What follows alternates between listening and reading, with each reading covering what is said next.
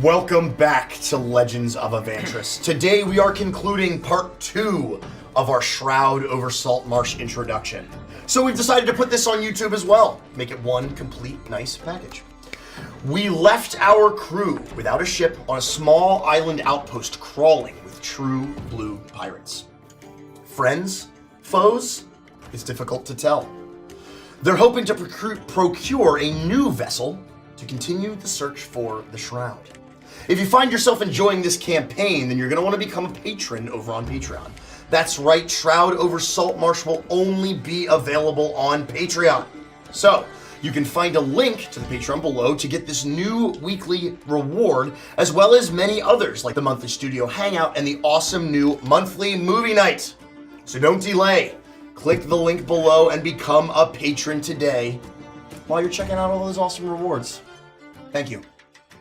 And so, we are Legends of Evantris, and we are calling all hands on deck.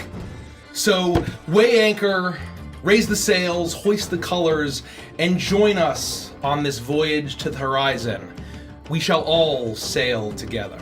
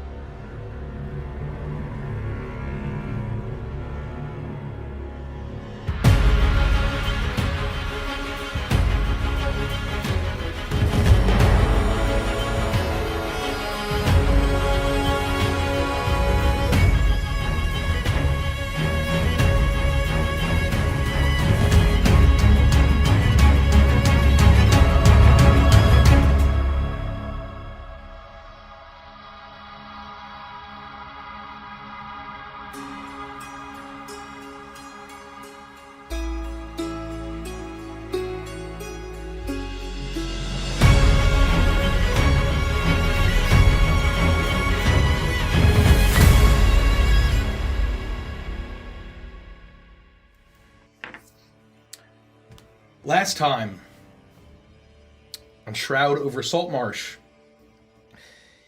each of you managed to find yourselves crew members of the Gallant Gazelle, recruited by the Professor Vayman Merrick, member of a society of adventurers, explorers, researchers, artists, called the Azran Society of Curiosity and Discovery.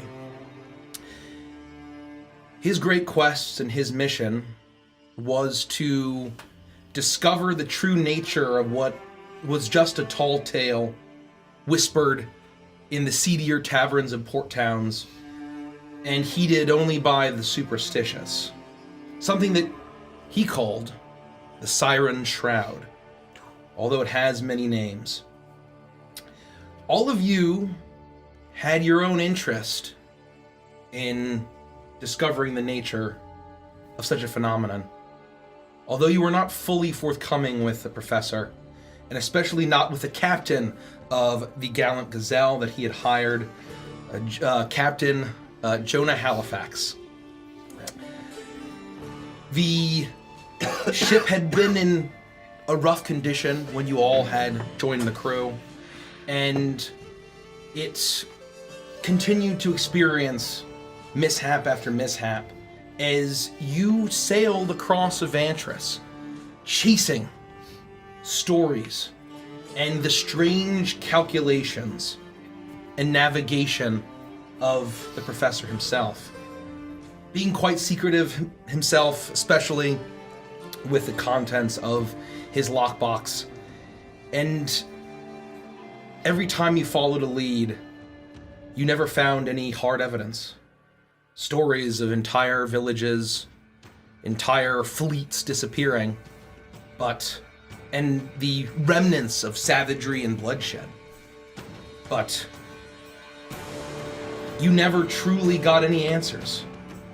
And as you were sailing down the coast of Yona to arrive at where the professor had believed the next incident of the Siren Shroud was going to occur, you were attacked by Sahuagin, or Sea Devils.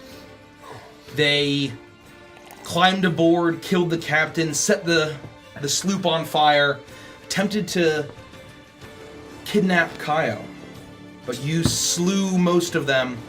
The rest escaped, and you suffered no more mishaps until just outside your destination, Ruby Shell Isle.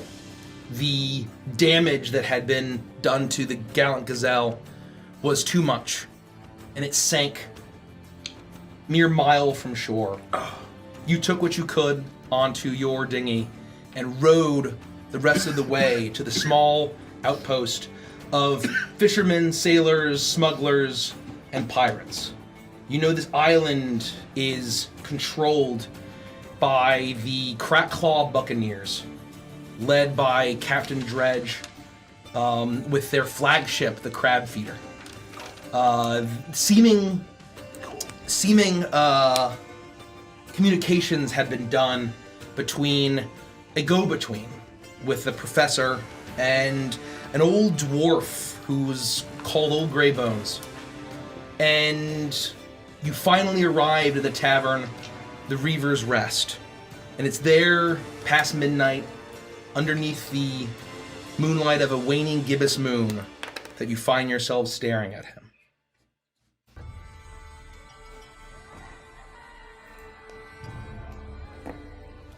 Silence fills Reaver's Rest, the common room of the tavern, as the innkeeper is heating up the stew that had gone stale, while providing you bread and cheese and drinks.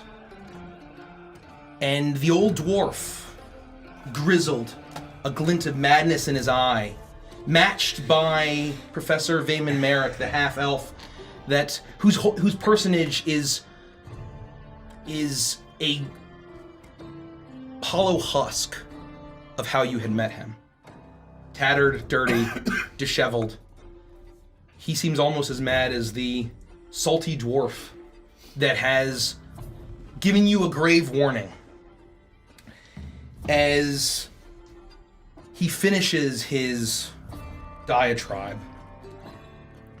Take heed, all of you, because if you keep chasing tall tales and ghost stories, you're sure to find them. Glowering with spittle of chewing tobacco and rum and some bits of cheese and bread, spittling down his beard, he looks at you as silence hangs in the tavern. The few patrons that are there quickly glance over, but they know better than to disrupt or tell the old man to quiet down. What do you all do? I'll look at Merrick and just sort of see how he's processing this. He's sitting quietly, just staring at Old Grey Bones, and he simply nods. And then he says, "Well, I appreciate your concern, Mr. Grey Bones, if I may call you that. Old Grey Bones. But it is that danger, that risk that makes this voyage worth it. We are all willing to sacrifice everything to complete the end of our quest, to discover the nature. We will all give our lives and our very souls if need be. We are united in that." Do we think this is the likely outcome? No, because we're heroes. And that's what we do. We solve problems and we help people. And we're gonna be successful. Yes. I know it. We will not have to sacrifice our souls. My soul belongs to Argonon. With that, Grey Bones looks at all of you, and He leans back in his chair and he stands. Tall for a dwarf, but far more stout than he is tall. As he wipes the spittle and the mess from his beard and his mustache, as he nods and says, If you all are this foolish, I suppose you want to meet with the captain. And Professor Merrick nods and says, yes, we have an arrangement, and I mean to fulfill my end of the bargain, and I presume the captain will do the same. All right. Take an hour. I will find the bosun. He'll fetch you when the captain is ready to see you.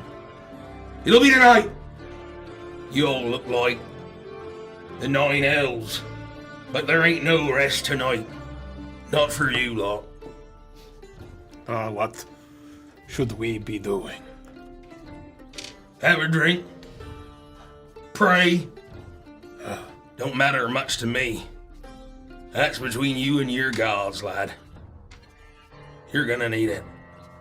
And with that, he nods at you, Monty. Thanks for the ale. My pleasure, good man. Is there anything else you can tell us about this shroud that we should know before we go to unravel its mysteries? I told you the tales. You're the ones foolish enough to chase it. All I know is that there's no coming back from where you're going and what you're seeking. There's only death. There's only misery. There's only the loss of your very souls. We will take a drink. Thank you, Mr. Bones. Hey, maybe I'll see you at the fort. If the bosun gets you there in one piece. And you see him turn. And as he walks out, he's in a kind of a tattered linen shirt. And you can see now that despite his age, he's incredibly muscular. And you understand where the he had gotten his name, where on the backs of his arms and his exposed biceps, and you can see going down the tattered leggings of his pants, he has tattoos of what looks like a skeleton across his body. As he very much faded from age, he probably got these tattoos perhaps centuries ago, given the long-lived nature of dwarves. And he, with a clatter, the door to the Reaver's Rest opens and closes, and you're left alone with the professor as Merrick takes his cup of wine that he's ordered, and he stares into it and he swirls it around and takes a sip. Ugh, that is so sour. Man, why is everyone so serious around here? It seems like this Mr. Bones has had a run-in with the Shroud. It is even more dangerous than we expected. Driven by fear, I'm sure, as the suspicious lot are in that way. I guess that's a good point. What, have you heard anything of the Shroud taking your soul? That is one of the tales, of course. That is what some superstitious sailors claim.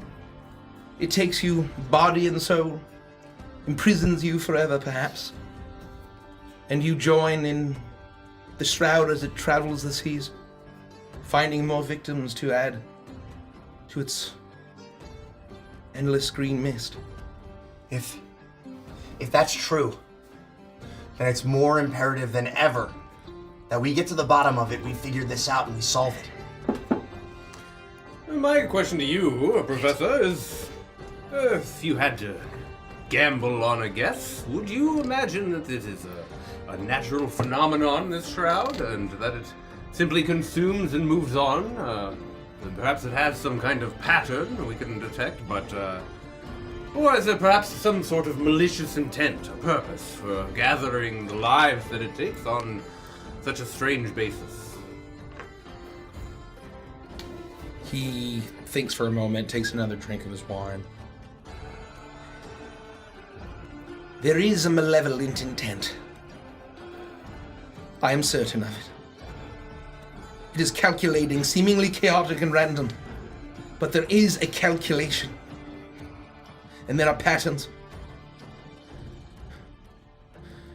But I believe it will be within 10 leagues of this island. I'm certain of it. The patterns are what I calculated. And we've made it on time, I believe. It is. Is it coming here? To this island?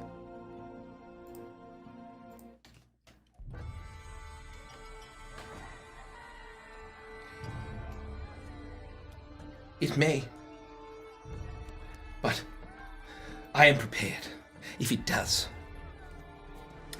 We will know that it's coming, and no one else suspects it. We will be the first souls to be waiting for it, in ambush. Do you have means of protection against the shroud? You can't expect us to just sit here and wait, imagining that it's going to arrive? He looks at you, and his eyes kind of dart around. I do.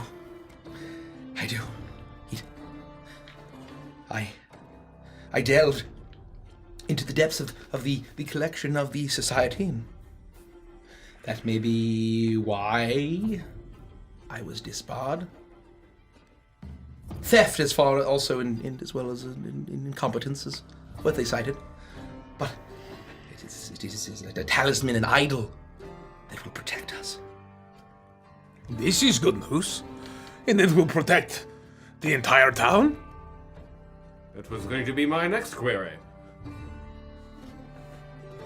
No. Nothing is that powerful. But if you're certain that this town is going to be taken by the shroud, should we not warn them? Should we not tell everyone to flee? Flee for their very lives? Well, why would we do that? There's a malevolent intent. Because you see these people as some kind of honeypot, attracting the shroud, bringing them here.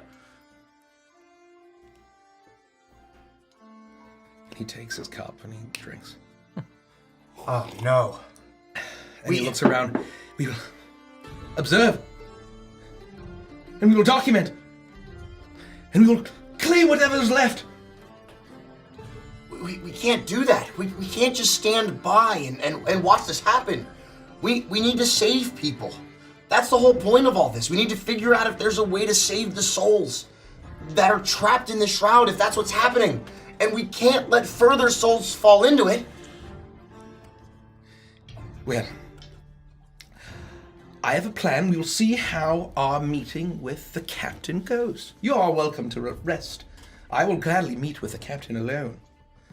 But he is a stupid man, motivated by greed and bloodshed and thrill.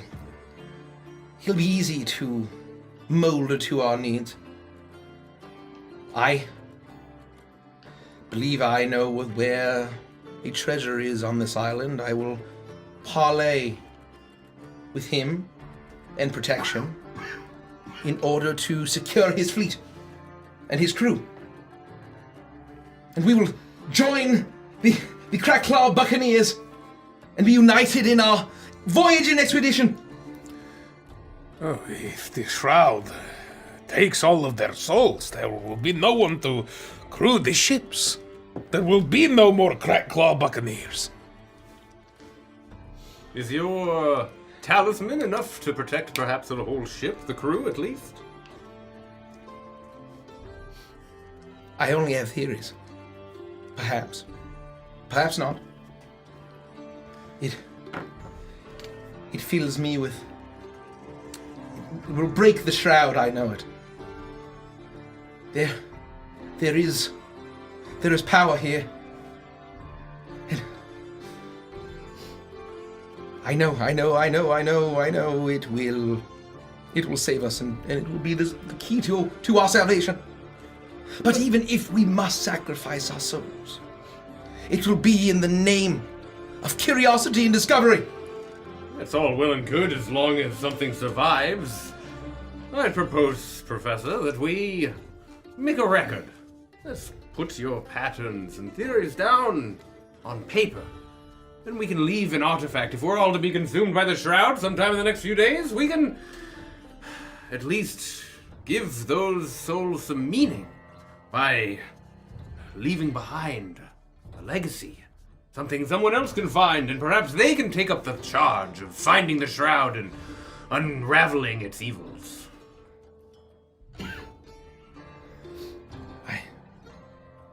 I've already begun. I have it safely tucked away. Well, we should come with you to the fort.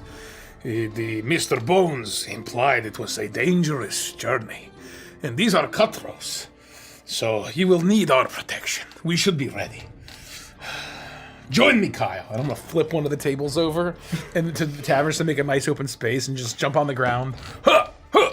And start doing like push-ups, and then I'll grab like a rafter, like one of the beams across the top of the inn, and start doing pull-ups. Basically, get a nice pump going, you know. This is not uncommon. Kyle has seen this happen more times than he can count, and is immediately on board, and begins doing crunches and push-ups, and like toes to bars from the same rafter that Porus is hanging from, and we might even spar a little shadow box. You know. This again. Another ale!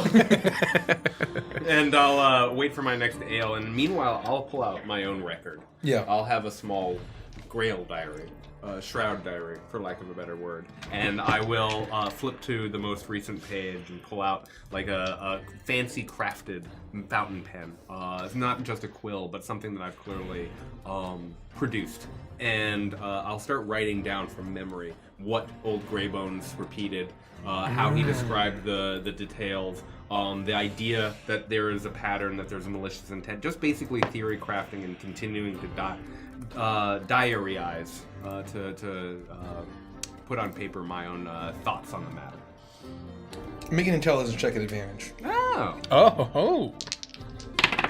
Come on. Add my God. Arcana or add your whatever you're proficient. We're on. gonna twist this one. Yeah, nope. Not today.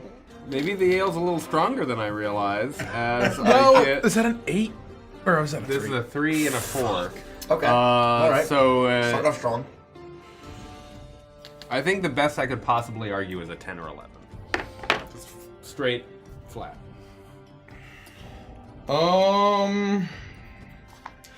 I will just send you this then. Oh shit. Oh! What do you mean? What do you It's a send It's him? secret! It's Oh secret my document! god. It's in our. This campaign just hits different, you know what I mean? I want to roll. I got it. Thank you. I also want to roll. With that, the professor gets up and says, "Well, I am going to go to our room and make sure I have all my things ready for the meeting with the captain. He will be a shrewd fellow, I have no doubt, but I am certain we will be able to get everything that we need." Put your hands on the idol. Make sure you see it. This is a rough neighborhood. I will. Well, see you within the hour. And you see him grab his lockbox with all of your other stuff that you managed to save, and go up to the innkeep had, who had told you his name was Lem, had brought a key, cut several keys, and he's gone up to his quarters. Lunge! Ha! So I deftly get out of the Just my way, spear. doing like a cartwheel, backhand spring. I'll like block your swords, and I'll we're just sort of like sparring and training, and just kind of getting limber and the blood pumping. It's very Ed and Al from Brotherhood. Yeah. Oh yeah, 100%. That's exactly really, right. That's really awesome. Yeah. Have you uncovered anything? In your little book. Writing down what I observe, what I hear, what I suspect. Really, any little thing might come in handy. It's the beginning, just the beginning of a diary.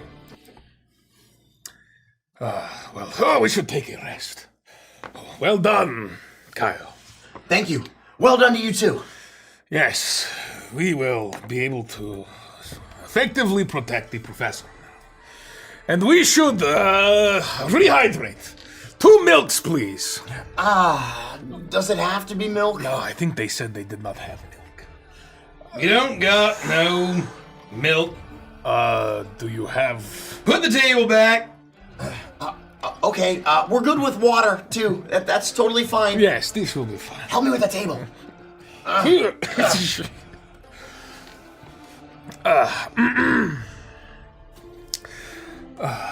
This professor, he does not seem well. What he's suggesting is really dishonorable. How can we keep something like this a secret and not tell the people of this town that this thing is coming? I don't care who they are, pirates or not, good or bad people. It's a tactical decision, and if his theory proves right, we will learn something. It is a hard choice to make, but in war, sometimes one must pay in lives, my dear boy. But this is a town. It may not be of people of great moral fiber, but to sacrifice their souls for the sake of research it is not a just thing to do. Out of curiosity, I could jump up right now onto this table that you just uprighted and scream out to the rest of the patrons of this establishment. The Shroud is on its way, it's coming, it's here. Perhaps only old Greybones would take heed and make his merry way. People are often very attached to the places they live. That's a good point. And any conversations that I've had about people with the Shroud, they don't generally believe me anyway. I also suspect perhaps the professor is wrong. We've been traveling him with him for more than half a year. There's a 50-50 chance the Shroud shows up at all. This is true. It may just be that he is wrong, or perhaps it does not come to the island and it stays offshore. You don't think that he finally cracked it? I haven't been able to look at his research. I have no idea if we're following a Phantom or the Phantom Shroud. The good news is, in my dreams, I have seen the Shroud. And, in my dreams, I have been killed. But I have been killed by a shambling, drowned zombie with a rusty blade. If this is what kills people, perhaps we just kill zombies instead. Do you think that those people that you see in your dream are the trapped souls that Mr. Bones was talking about?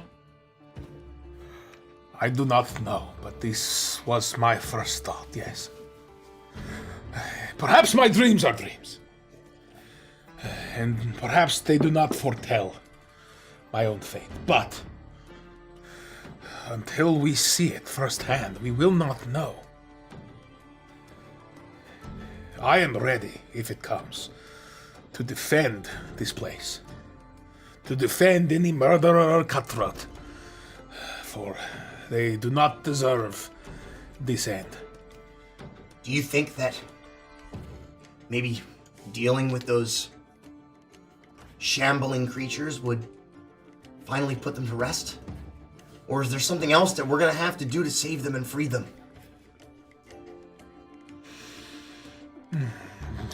Dealing with souls is a very dark business. At least in my beliefs, if your soul does not go to the realm of heaven where your God resides, you are lost. But this could be different depending on maybe location or situation or faith or who knows. I hope you're right, Porlos. I really, really hope you're right. Boros, in your dream that you are killed by a zombie with a rusty knife, are you weakened somehow? Are you restrained? No. I can't imagine you being killed by a simple undead creature like that. One-on-one, there'd have to be 50 of them. I am on watch for the night, and I am holding a torch, and I feel frozen in the moment. The mist comes, and I see it, and I just freeze, and it plunges its blade into my heart. I've been writing through this whole conversation, and my pace will have picked up a little bit as I start to absorb the details and add them to my diary, feeling they're relevant. No, Monty's right. There's no way some simple shambling creature or corpse with a weapon is going to take you down. I don't believe it.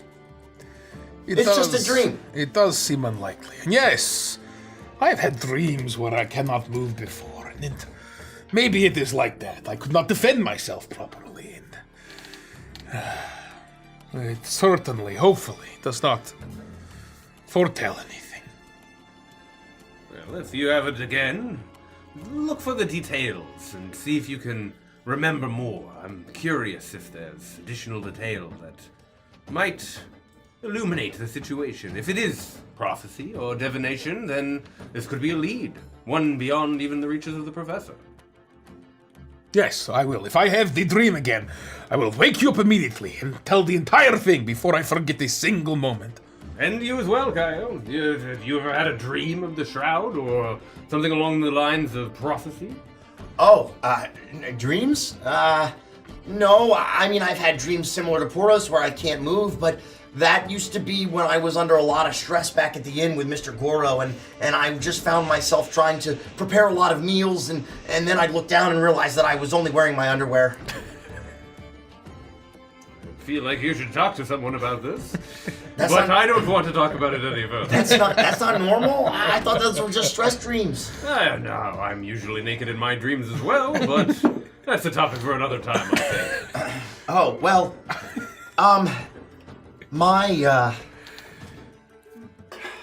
look over my shoulders. My experience with the Shroud is a little bit more direct. What do you mean? I didn't want to tell the professor because I'm not so sure that we can even trust him. But I trust the two of you with my life. And I hope that you feel the same about me. Yes, of course. We've been together for so long now, I think I'm okay telling you guys. We are the crew of the Gallant Gazelle. Rest in peace. There was a day, many, many years ago. My family, we were fishermen. It wasn't uncommon for me to take out my boat for the day and a small raft and go diving for pearls and seafood and the like, and bring it back to the inn that my mother worked at. She was a chef. That's how I learned how to cook. And, prepare food and things like that. And one day while I was out there, the Shroud came. Or what I think to be the Shroud, because everybody that I've told since then has scoffed and not believed me. But the Shroud itself came to your town? when I came back that day, there was nothing left. And we've seen it time and time again since then, and it's the exact same thing. Death, destruction, horrific scenes. Everyone from my town was gone. The people just missing. Streets empty? Yeah. No sign of struggle? No sign of combat? Blood anywhere? Yes, there's a lot of that. No, untold, tons. I mean, you've seen the similar scenes that we've come across. It's violent, it's gory. It's not good. And this is why I'm so concerned that these souls are being added to the Shroud. Because if my poor mom is stuck there, or she's damned for eternity, I don't know what I'm gonna do. There has to be some way to free and help these people. I don't know what possessed me to be gone that day. Well, the point is, I was called away. It took your mother. And I was the only survivor. We will defeat this Shroud. My mom is tough. Yes. And there's a chance that maybe she's okay, but it's unlikely that she wouldn't have contacted me after all this time. So I'm holding out hope. I'm hoping that the people of my town, that some of them survived. Yes. And if they didn't, that there's something that we can do to free them.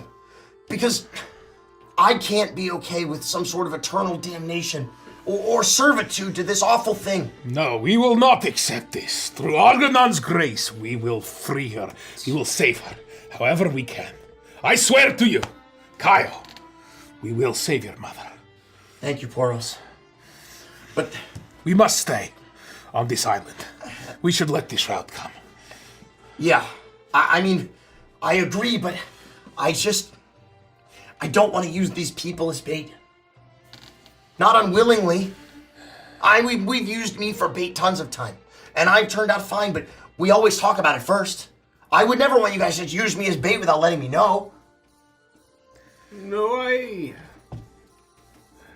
wonder if just spreading the word and telling people to equip themselves, would that be satisfactory? There has to be some sort of language that we can use, something that would really strike fear into the heart of these people. I mean, they're superstitious as hell. This could be done. I do not know the old nautical folklore that would be useful Yeah, I mean, against them.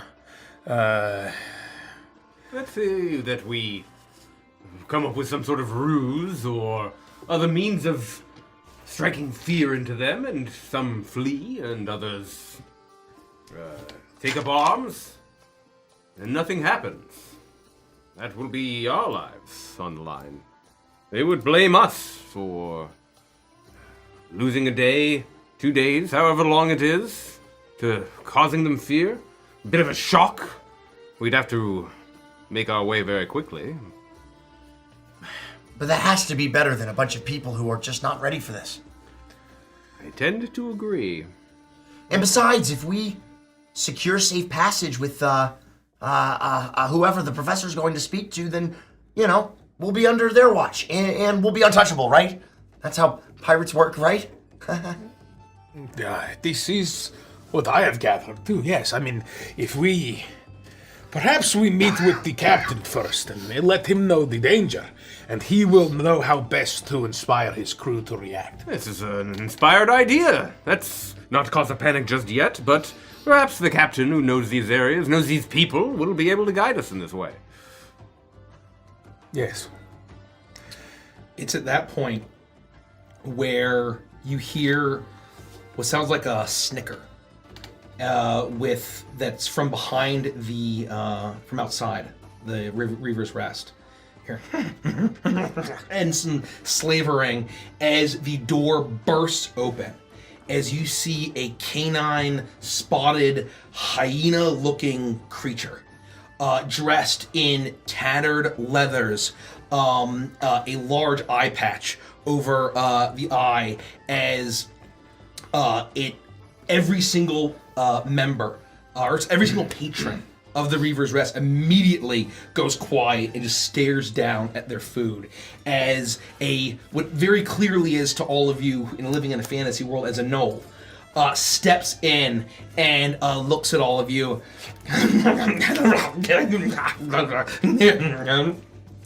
Do I understand or speak this language? Do you speak gnoll? No. No. Knoll is the correct. It's not Yissel. Hey, bosun? Are you bosun? I'm going to take that as a yes. Just do this if you mean yes. Yes? He reaches down. He's a tattered leather cloak, and he reaches down to his belt, and you see him pull up what looks like a rotted human hand, and he kind of pushes the fingers together and the thumb up until it forms a thumbs up.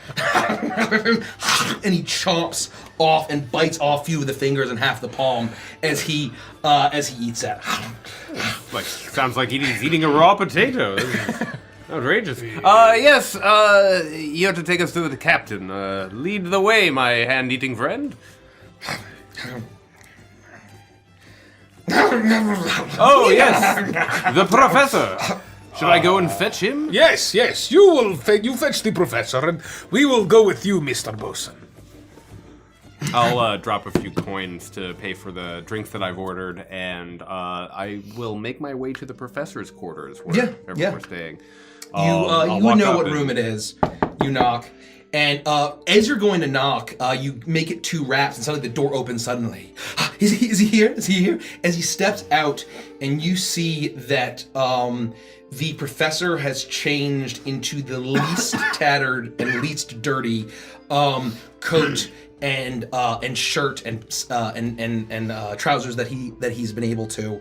He still looks very disheveled, but he's attempted to comb his hair. He's attempted to clean himself up a little bit in the washroom of this inn, as he carries his lockbox with him under his arm and holds it tight. Are you ready to go? Vayman, are you sure you still have the idol? I do. Okay, and I'm gonna reach up and I'm gonna start to straighten his collar and just make sure that it is as tidy as possible. I understand there's a lot of pressure on you. You want to prove the others wrong, that you were right all along, and that your theories and these patterns all came through. Is that right? Yes. We're going to help you in this endeavor. Yes. Boros and Kaio and I, we have your back, so to speak. You can trust us. Yes. And with I believe that we will be able to escape the Shroud with the Buccaneers, and we will have the force to fight it if needed, or chase it if needed. Well, we may warn the town. I understand that we're using them something like bait, but if we are heroes, then I don't think that it makes any sense for us not to at least tell them to equip themselves for the coming We will do so after our meeting with the captain. I will convince the captain that is the right course of action. We're you in have agreement. my word, Monty. And I would like your word that you will stand up for yourselves, not for yourself, not be pushed over by the captain. These are rapscallions. They'll take advantage anywhere they can get it. Well, I am not the frail piece of kelp that my father says I am. My adventures here have taught me courage, and I will triumph. I will. I promise you. Back straight. Bosun is a gnoll. Also know that. I knew that studying the Gnoll language would come in handy one day. They all laughed at me. Who's laughing now? We're all laughing now. Let's go and see how well you fare. Come on, good man. And I lead him down the stairs. He shuffles down as you see that as you are all waiting, the bosun kind of like pads around.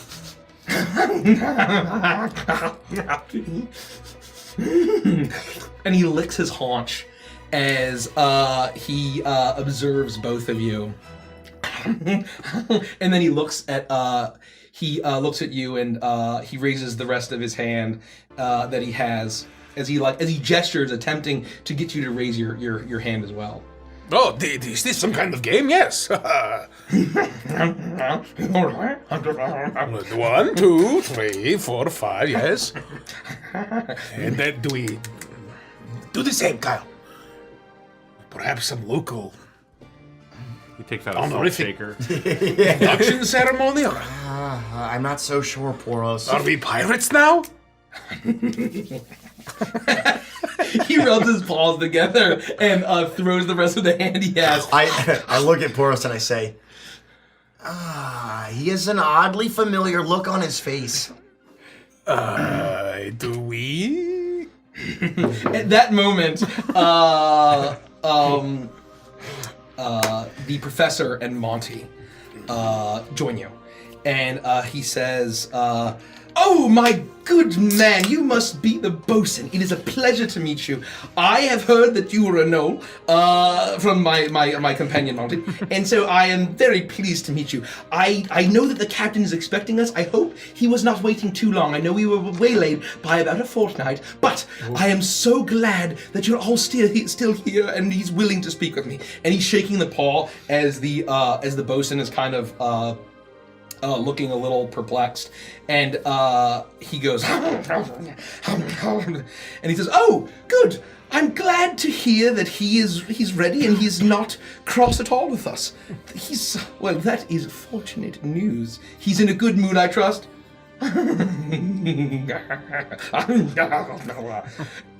Good, very good to hear. That is excellent news. Come, and my companions will be joining me. I know I did not communicate that, but they are my bodyguards, you understand. It is rough seas, and I do trust the captain, but I must bring my own protection just as he has his buccaneers. The bosun looks around.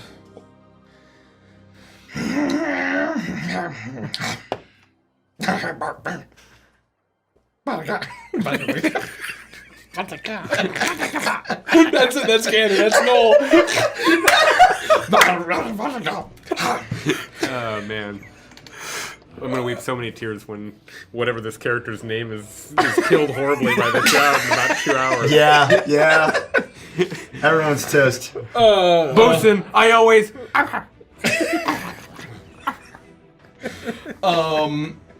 And with that, he opens the door and gestures you to follow him. Oh, good, excellent. Are we going to meet at the fort? Oh, Yes, let us go. And be on the lookout. Does the fort have a name? Is it connected to the town? How do we get there? but we follow the bosun. Lead the way. Through the jungle, no less.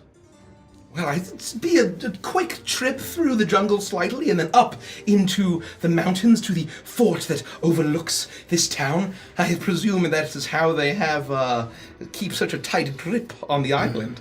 And I presume their fleet is anchored behind the fort. I presume that's where their power is, and they will lend their power to ours, and we will be unstoppable.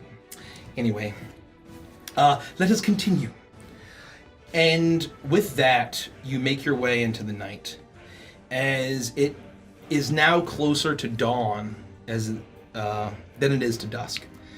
As you make your way through the town, and you see that there's a good number of buildings. This has been built up. There is a general store. There is clearly shuttered stalls for a market.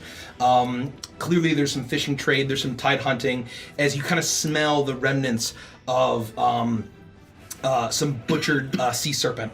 As you make your way through, and you realize that this is a fairly populous island, for an outpost, probably several hundred at this point, as the kind of shanty town spreads out all along the lower beaches of this island. As you feel the warmth of the tropics, you hear the distant calls of tropical birds and other creatures as the night feels alive. As you make your way, as the elevation gets higher and higher and more treacherous, and you see that there are torches staked into the ground, guiding you up towards, as it comes into the view as you make your way around a bend in the pathway, as a large fort that very clearly was perhaps the foundations of an ancient ruin of some sort of fortification here from centuries or perhaps millennia ago, that has been built up with wood and bits of ship, and very much a ramshackle fort that seems to be a pirate's stronghold. As you see that there is a ramshackle watchtower where a Hadozi looks down at you, a bandana around his head. He nods at the bosun. As the bosun barks an order to him, and once you hear a rattling as the gate of this fortress starts to clatter, and you can see that the engineering of this is incredibly ramshackle. It's MacGyvered altogether, but it somehow works. As you pass a very gruff-looking halfling who nods at the bosun, and they all seem to have a little bit of fear and especially as you pass this halfling, you see that he's walking around and is missing a hand. As he looks up and kind of gives a nod to the bosun as you enter this main central room. Does the wound of the missing hand of the gnome look fresh or anciently old? It looks not ancient, but it looks like it's healed. You probably would notice as you pass, there are a few dozen pirates. As you make your way up to this fortress, you see some of them are walking the ramparts, keeping lookout. You hear the cacophonous laughter and boisterous yelling and drunken singing as you see that in this main chamber, there are tables out, there's bottles of rum, and as the buccaneers all turn to look, and there's a quiet as soon as you enter this main chamber. There is a quiet that falls over the room as they all turn to you and they glower at you. And you see folks of peoples of all manner of races, and you see a good number of them are missing hands. As the bosun looks at them and narrows his eyes and goes, and barks at them, and they immediately just go back to what they were doing, completely ignoring you. As the Clackclaw Buccaneers are very clearly afraid of this bosun. And with that, you are ushered through an iron-gated door that opens up with a clang, and you are led up a winding tower that's made of ruined stone and thatched together wood. As you finally enter, or if you finally are facing a large double door that has the huge skull of some sort of strange creature with two large bones crossing it. And the bosun turns to you and says, as it opens the door and slams behind you, as Professor Merrick says, he wants us to wait. He's going to make sure the captain is not indisposed. Okay. The hands. Did you notice the hands? Yeah, unfortunately. I think he wants to eat our hands, Kyle. Yeah, now I'm finally able to put my finger on that familiar look. He was hungry. Yes, very hungry. Maybe some sort of disciplinary action against, maybe a pirate goes out of line and he takes your hand. It could also just be a gambling debt paid. Could be really anything. I'm very curious to learn what kind of rules the pirates abide, even among their own. What do I know about Monty's service or background? What would you have shared, like high level? I think that I would have shared over our travels that a lot of the knowledge that I have, seeing me doing the inventing and engineering and stuff on the ship, even in a small scale in my workshop, came because I was supporting a Imperium-like The hegemony of other gift like myself in Chalk, and that I was adjacent to the military. My family was military. My upbringing would have been heavily steeped in that culture, but it would have been a very rigid and civilization-style military rather than guerrilla style or anything along those lines. Was there any Monty in your experience or service was there any kind of disciplinary action where they would remove limbs? No. If you remove the limb of a man, then you've weakened their ability to perform in the military in the first place. It's quite counterintuitive. That's why I guessed perhaps it wasn't disciplinary. This is true. Well, you just... we should maybe keep our hands behind our backs. I already have one behind mine. You see that Professor Vayman Merrick is lost in thought as he's like kind of muttering to himself, possibly like preparing for the meeting with the captain. As he kind of blinks back and registers the conversation, as he says, "Yes, well, I suppose that the bosun, I think Hogga was his name. I think I got Hogga through. My pronunciation isn't quite." On Knoll has always been terrible, but that was what I understood, and it seems as if they act out of line, he snaps them off, I suppose, to perhaps match their captain more. Clack-claw, you understand? I'm just gonna call him Bosun and attempt not to cross him. I think he probably makes up excuses, given his appetite for hands. Yeah, you didn't see the way he was looking at Boros and me. Yes, the captain has no hand or crab for hand? Well, they say he lost his hand with a battle with an enormous crab, and while he slayed it, it managed to snap off his arm halfway through the forearm, and he's since fashions it with all manner of claws, and he's kind of developed his entire identity around it, seemingly. You look around, there's all sorts of crab stuff. Wow. It's like going to a beach house in Maryland. I was gonna say, it's just Dead Freddy's. Yeah, it's just Dead Freddy's. There's huge monstrous crab legs and claws hanging up all over the place. There very clearly seems to be a theme here. As you hear a loud creak and rattle as the heavy double doors open. And you see Bosun Hogga as he looks at you and goes,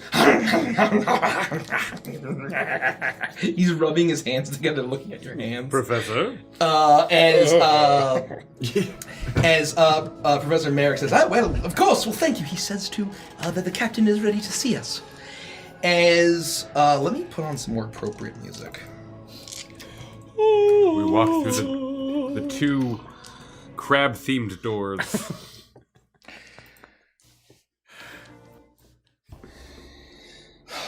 You enter what looks like what a pirate would think a throne room would look like. There are the skeletal heads of a variety of monstrous-looking sea creatures mounted along the wall on a pile of gold and silver and platinum. Amidst all of this treasure and trinkets from across Evantris, there is off-kilter a large throne with stained and torn velvet that may have been red, may have been purple, it's hard to tell.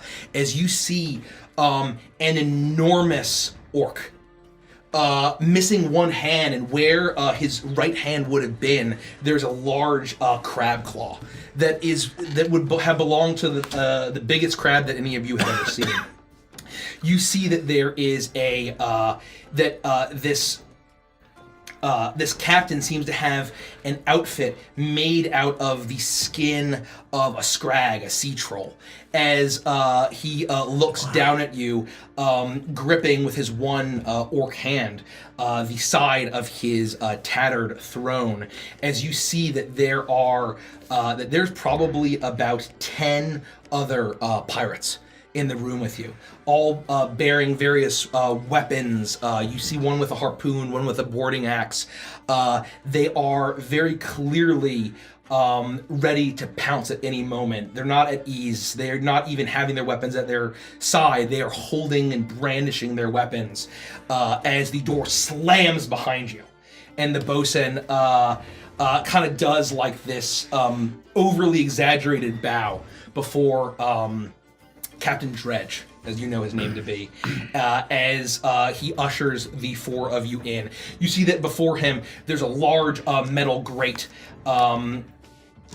that is embedded into the stone with that makes a loud clanging noise as you step over it to face the captain.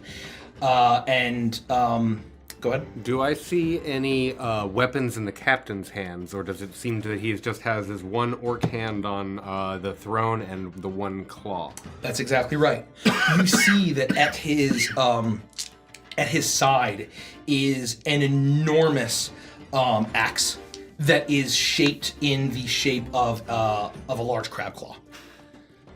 I would be doing The blade is, rather. as best a job that I possibly can to not stare at his crab claw hand. But I would say that Kaio is not a stranger to showing respect to people who, have status and things like that. And he would be able to keep a calm head in this situation. But he would definitely have a look of awe on his face, having never been in a place like this before. But he would be doing his best to be respectful and not looking at the spectacle that is this guy's giant crab hand. And I have one last question, which also is, do any of the people in the room who are brandishing weapons have missing hands? And have any of the missing-handed people that we've seen so far have their own crab apparatus attached, or any other kind of weapon or Crab hook? apparatus. Hey!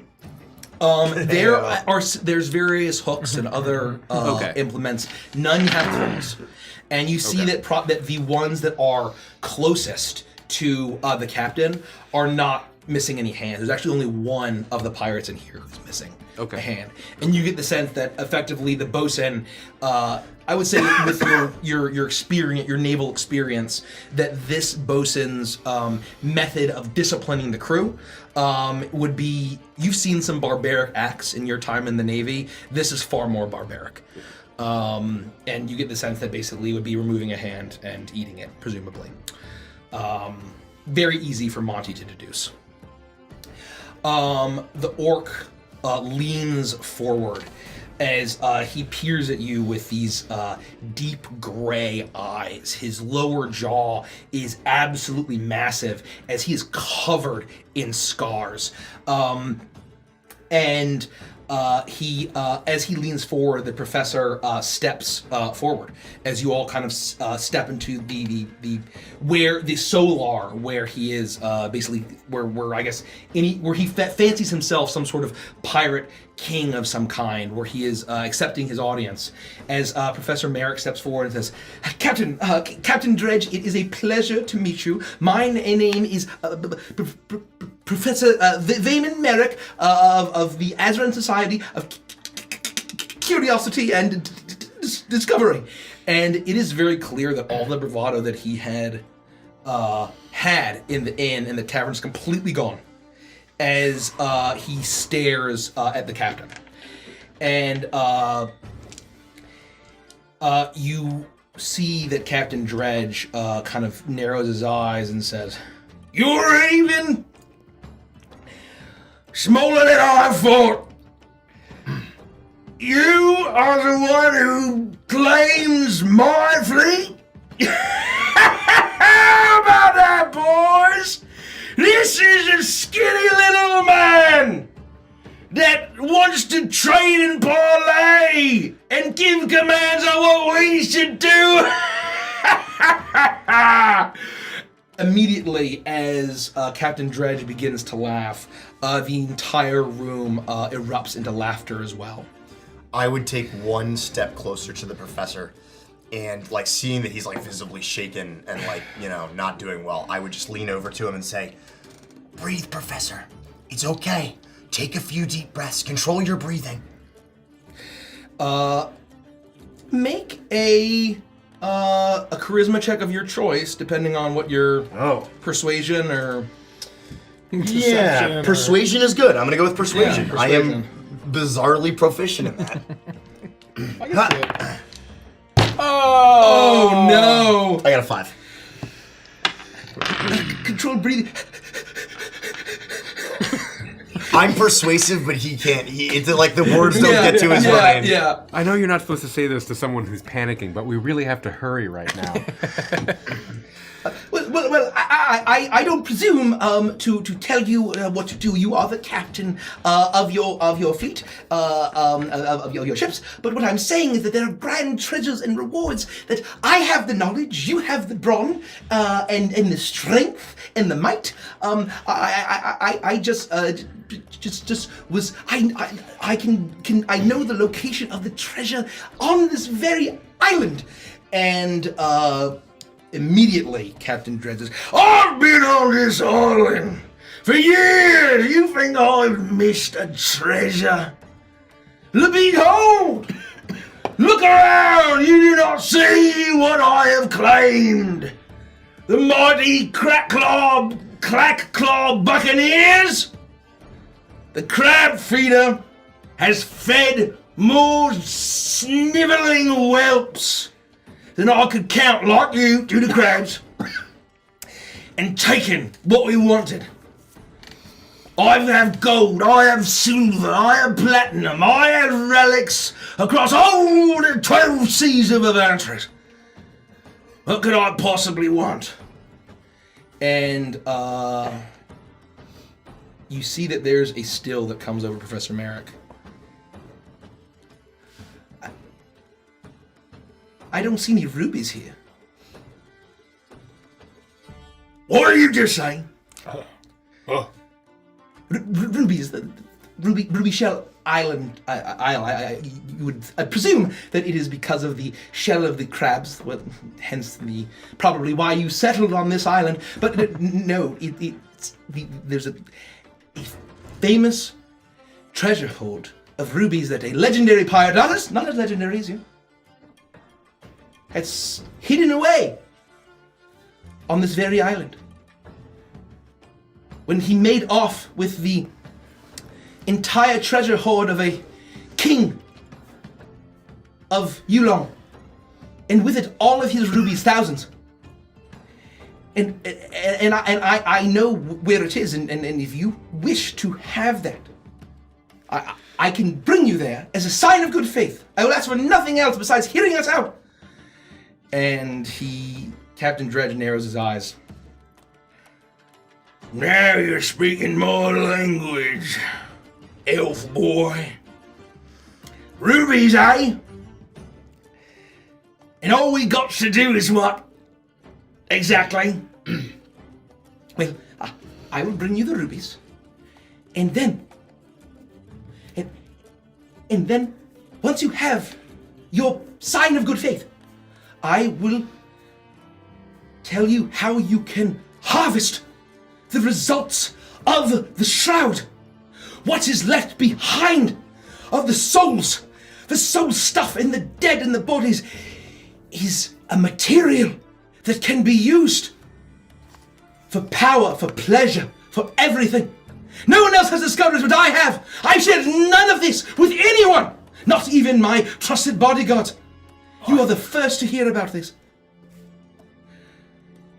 It will be worth more than all of the treasure that you sit upon, and all of the rubies. The remnants of one encounter with the Shroud. With my talisman that I have claimed. It will protect us, and we can follow the Shroud. Observe it, record it, study it, and then claim what's ours before it is swept away, and sell the precious ash that is left behind. You'll be the richest pirate, king, emperor Avengers has ever known. I promise you that, Captain Dredge. And you see as he kneels down and places his lockbox onto the ground. As Captain Dredge sits back, his eyes widen, and he takes his hand and he rubs his chin. He raises his claw and he clacks it a few times.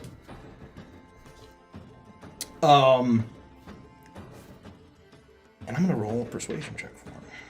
Oh boy. Ah, to be a bard. Very good.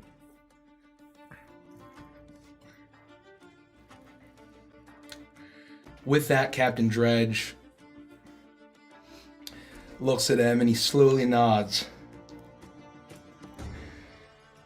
Now you're speaking my language, Professor.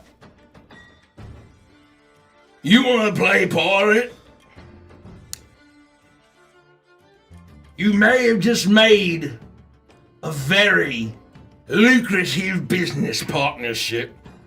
As long as you produce this talisman, I've heard tale of the Shroud. Some of my men claim they've seen it firsthand. The stories of the dead walking, eyes in the sea, a great mouth filling with a maelstrom. I've heard it all, Professor. I don't believe half of these drunks. But I am intrigued. And immediately, Professor Merrick kind of like shakily takes the box and he opens it. And you see within a skull. Seems to be humanoid of some kind. And he pulls it out, and there's two large green gems that are fastened in the eyes. And he holds it up and he says, This I've brought a cross of Ventress with me. This will protect us, the crew, and we'll be able to be rich beyond our wildest dreams. And you will take whatever share you want. Just please, I require the fleet. I require us to seek out the Shroud wherever it may be. And you see the captain stand up. And he looms over every single person. He's even taller than Poros. Whoa. As he steps forward, as the Professor Merrick looks up, as he steps down off of his throne and stops at the pile of treasure, and he looks down at Professor Merrick and says, Get up! Bring it to me! I want to see it closer! And you see as Professor Merrick picks up his lockbox and slams it shut and locks it, and you can see there's papers, drawings, and other things in the lockbox besides the skull. As he steps forward and holds it up as he walks off of the metal grate that you all are on, and he steps forward and says, "Here, see as it hums with light and energy.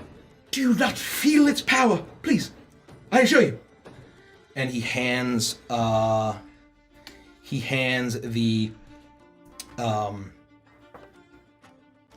skull to the captain. As he picks it up with his massive hand, it dwarfs the skull. Well, it looks fancy, I suppose. And you say you can also give us treasure on this island? You know the location, so that's why we need you alive, eh? Oh, fuck. And his eyes kind of widen, and he says, "Well, yes, of course. Only I know. I've studied this archipelago for years. And Captain Dredge just slowly nods, and he says, Oh, well, if only you know, then I suppose the rest of your crew are disposable. All right! And with a single motion, you feel, with a clang, you feel the floor drop from beneath you. As the metal grate opens, As I need all of you to make a dexterity saving throw. Oh no. Oh. Oh no. Come on. Great. I'm an old man! I got a 19. 19. It was almost a 22. But I got a 19 instead. A 20.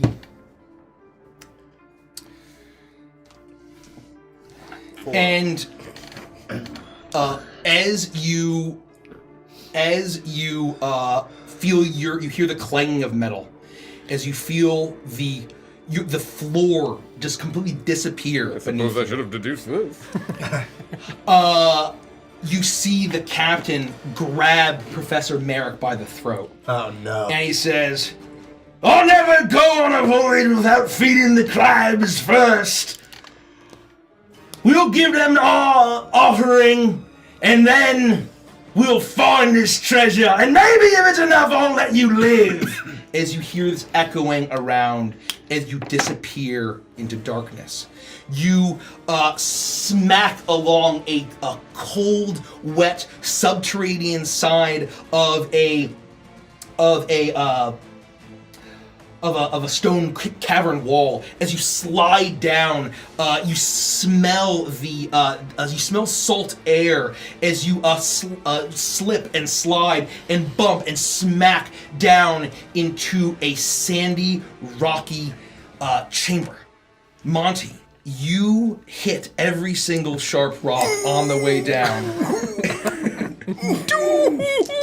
As you're going to take... Oh my god. Oh, my gift bones. Oh, I'm an old man. 19 points of bludgeoning damage. Jeez, holy crap. As... I broke every hip I had. Is that more than half? Yeah, that's more than half. Okay, I need to real quick make a constitution saving throw for me. Oh my god. Okay. Alright, okay. No, you should be good. 19. 19, you pass. As you smash down, both of you take half of that. Oh shit. Half of 19 is what, 9? 9. Are we fully healed? Yeah, we Yeah, should have yeah, long yeah. rest. Okay. And then you take the 9. Let me long rest first. The light from above disappears before the echoing cackling of all of the pirates led by Captain Dredge, and you hear Bosun Hogeye going as they are laughing and roaring as you hear the marching of footsteps, and you hear the faint yelp of the professor as you find yourself in a small chamber. It is pitch black. Who of you have dark vision? Shit, I don't think I do. You should, right? I don't know. Yes, I do. Features and traits? No, it would be in... I do not. Senses. I do not. I do. Oh. Well, Both of you look around as Monty smashes down. He's very bruised and brittle. As you see now, with both of you in shades of gray, that you are in a small subterranean chamber. And thankfully this floor is sandy. Otherwise, you probably all would have just died from the impact. As it's caught your weight, as you manage to get up and get your sense of the surroundings, you look around and there's a small pool. And you see now that it kind of stretches all around you as there's rocks and bits of water in this strange chamber beneath the island. I would, obviously taking some damage, I would jump up and see Monty crumpled like Peter Griffin style. We would immediately run to his aid. Yeah, I would rush over. Monty! Are you okay? I can't believe I fell for that one. I'm getting rusty. This is... I would like to, I think I'm just gonna, if you look really bad, I would just use all of my all 15 HP of my lay on hands on you. So heal 15. Come on, let's get you to your feet. Come on. Oh, thank you. Oh. This captain and the pirates, do they have no honor? They do not live by their own rules. Did they no. not see the novelty sign that said no crabby attitude in this house? It's very funny, but they're pirates. They don't have any rules. Well, let me look around. Can you find any stones? Small stones, something along those lines. Yeah, give me 1 minute. Poro, stay with him, and I'll begin to look for small stones or large pebbles. You know. Make a perception check at a disadvantage because you are in dark vision. Just need 3, maybe 4 of them. Perception. Oh, so you can't even see at all currently. That's right. I would do. Not terrible. I got a 13 13. with my low roll. Okay. You look around and you find a stone about this big, probably, and it seems to be relatively smooth. As you lean forward, and what are you guys doing while Kyo's looking around? I will grab my shields, and you will see sort of the eyes and the nostrils of the mouth of the bull start to sort of glow and radiate this sort of like radiant like energy as I cast a light cantrip Nice. on it. I will and say, illuminate the Kyo, chamber. while you do that, as Poros helps Monty to his feet, you pick up this stone that seems to be perfect for what he's looking for. As you grab it, you start to feel it move. As you hear, as you Monty? realize now you are holding a huge crab. Monty, this stone's tickling my hands. As Doesn't sound very stone-like at all to me. as you hear a splash, and with that perception check, the enormous, monstrous crab that is immediately illuminated right above you, Kyo, is dripping with water as it erupts out of the pool. You're coated in salt water as you see this horrifically grotesque crustacean-like monster with 2 huge pincers, massive sharp legs covered in razor-sharp spikes, and a strange maw that opens up and is foaming with this putrid, bubbling stench that it almost looks like it has teeth from how serrated its mandibles are. As you see that there's a massive barnacle-encrusted, razor-sharp, like spiral shell attached to it as it attempts to attack. As then you have that moment, what do you call out as you see this thing? As it begins to like shift and move and like stand up, I'll be like, we have a problem! And like basically drop the stone that I was holding and like tuck and roll away like towards my companions.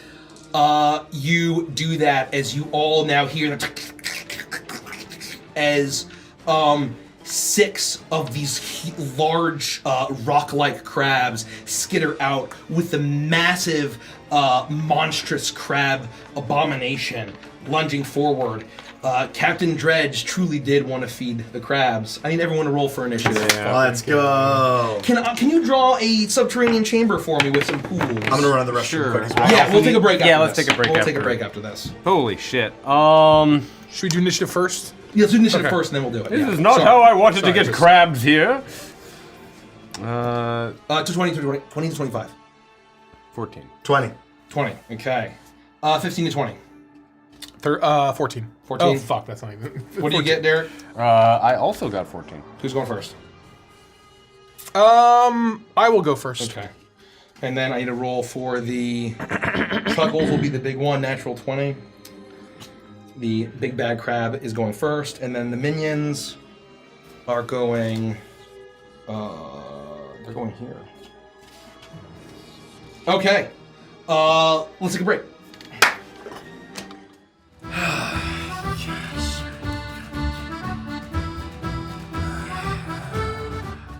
Gary! Hold on, I'm almost ready. No, come on, Gary. It's been like an hour, man. Okay, here we go.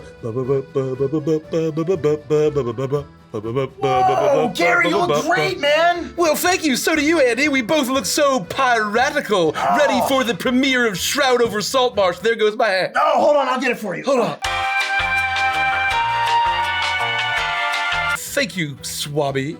for providing my captain's hat. Look, Clean the poop deck. There's no time for that. Look, Shroud over Saltmarsh has already started. We're late. Oh, shucks, we are. Look, Gary, I'm glad you showed up at this important time, because if you, yes, you are enjoying Shroud over Saltmarsh right now, the first 2 episodes only are on YouTube. And the only way to watch the rest of the campaign is to join the Legends of Avantris Patreon. Wow, that sounds super exclusive. Like elite tier pirate booty. Oh, it is. At the Pearl Dolphin tier or higher is where you can enjoy this awesome campaign. And you can only find it there every Monday at 2 p.m. Eastern.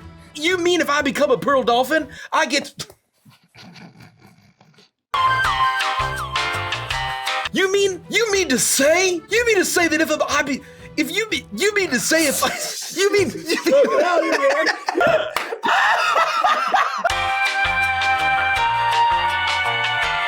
So all I have to do is become a Pearl Dolphin on the Avantris Patreon, and I can watch the greatest nautical campaign of all time every week? It's the only way. That makes me want to say a big ol' ahoy! Ahoy! Let me hear you say it, ahoy! Ahoy! Good job.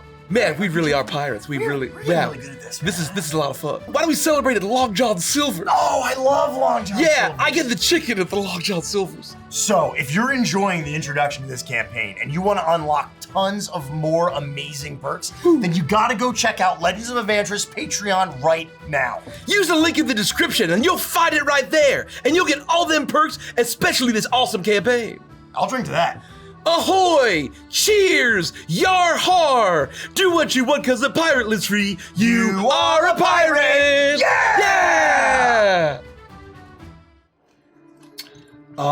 Kaya, you managed to leap back out of the initial range of this monstrous crab attempts to snatch at you as you all hear the clattering and the skittering of these strange crustacean-like creatures. You're not sure if they're pets or captives or just the natural denizens of this island, but they seem to be very hungry and they are here to eat you. With that, it is the main crab's turn. He's going to walk forward towards Kaio and attempt to do a pincer attack. Natural 1. Classic Mikey. Easily dodged out of the way. We are going to do roll this. We're all That is rolling going pretty to- badly. That is going to be a 16 plus... Oh, Jesus. 16, I had a good initiative roll, that's about it. 20 to hit. Oh, shit, me? Yep. Oh, fuck, yeah, As that's it. it's going to snatch you in its pincer, dealing That's really unfortunate. 11 points of bludgeoning damage. Shit. And you are now grappled. And as you're grappled, it's going to raise you up towards its mouth, and it opens up with this horribly putrid, rotting bubbling This is Monty's that fault. sprays you. And you need to make a Constitution saving throw for me. Sure. Yeah, this is entirely Monty's fault.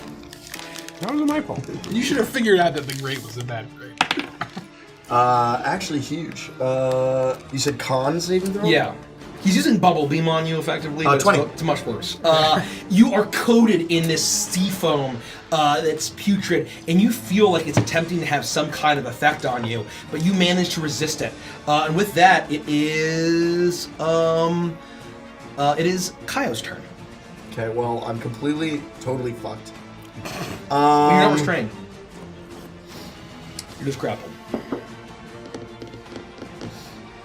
I am going to, if I can, while restrained, use my arms of the astral self.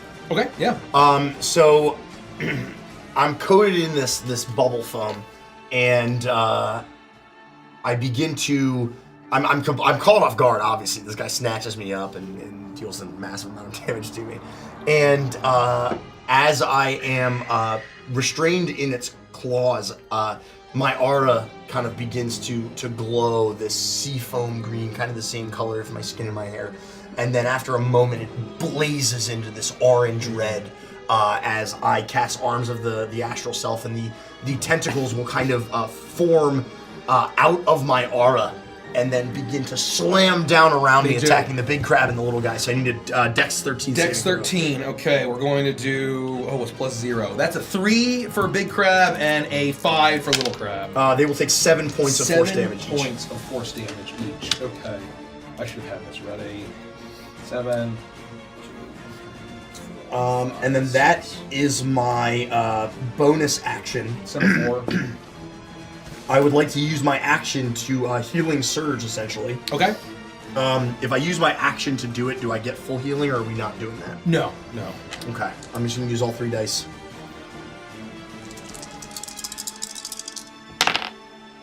Oh, 7, 8, 9, 10, 11, 12, 13, 14, 15, 16, 17, 18, 19, 20 points of healing. 20 points of healing as you channel your Marid genie blood, as you feel you breathe, and you remember to stay calm even though you're being grappled by a monstrous crab. You remember to breathe, and you tap into that inherent magic as you heal yourself for that. And then I'm prepared to fight, and that's my turn.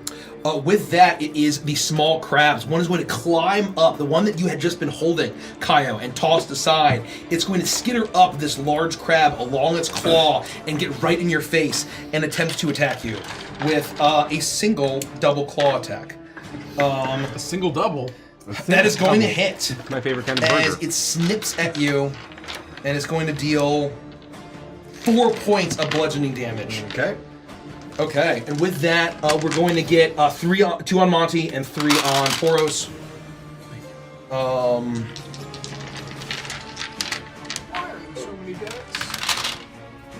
We're going to get a 17 on Poros, a 10, Nope.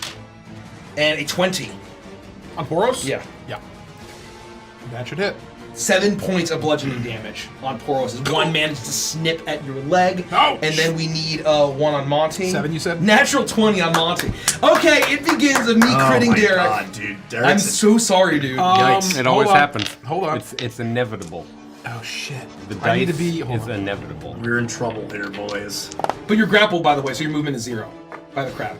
No, yes, no, I know. I just want to make sure. I need to see how the shield protector thing works. Well, you're going to take 9 points of damage if he doesn't stop. this. While wielding a shield and a creature, you can see it. I need to be within 5 feet of the creature, not him. Okay. Okay. You take so that's you are now grappled, Monty. I'll just double check. And that is going to be another not another crit, but another hit. It's going to deal 5 points of bludgeoning damage. Okay, so I took 5 And then what I say 9? and 9, so total of 14. 14. Okay. With that, it is Poros' turn. As they are snipping out you can see that there are now little eye stalks coming up as they there's a kind of a shimmering foam on them that seems to be of that same kind of foam that is spewing by the giant crab. But the light is filling this. They're very clearly they're not happy that this chamber is now flooded with light, being creatures that work in darkness. Go ahead. I see. Can I? Presumably, can I see Kaio? Yes, And, yeah, no. I'm The, not sure the what room range is, of light it's filled with light. I don't know the range on light, but that's probably But fine. if I leave Monty's just No, surrounded yeah, no, by you black can't. crabs. You can do whatever you want. There's no fucking way, man. Kyle, do you need aid? And I'm just gonna stab one of the fucking guys. Okay. AC's 13. Let's use this guy. Natural 20. Hey! Sorry, AC's 15. Sorry, 15. And I believe that is a 2d8. 1d8, 2d8. Oh, wait. We're doing it differently. Yes. Yeah, So yeah, you, yeah. Yes. So you Okay. get max on the first die. So I need to reroll this one because I didn't know which one. Let's fucking go. So I get 8, 9, 10, 20 because of the thing. 20 points of piercing damage. You to- go spear crabbing, Crab and three. it crunches as its innards explode into this kind of orangey yellowish. It's like the mustard from a crab feast. Kind That's of no erupts sense. from it as it and then it collapses down dead. Body. Oh yeah. How much did you deal? I dealt 20. Okay. Points of damage. And then I will move. I'll move over.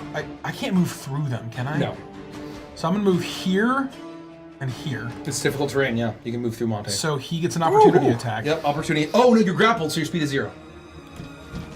I'm grappled by which one? You were grappled by I would have. Oh, that was a grapple. That was a grapple. Okay, I probably killed the one that was grappling me. Yeah, that's fine. Okay, free opportunity attack. We're gonna see if you move. Natural 20, folks. Wow. Let's go. You're grappled. I'm grappled. I can't move.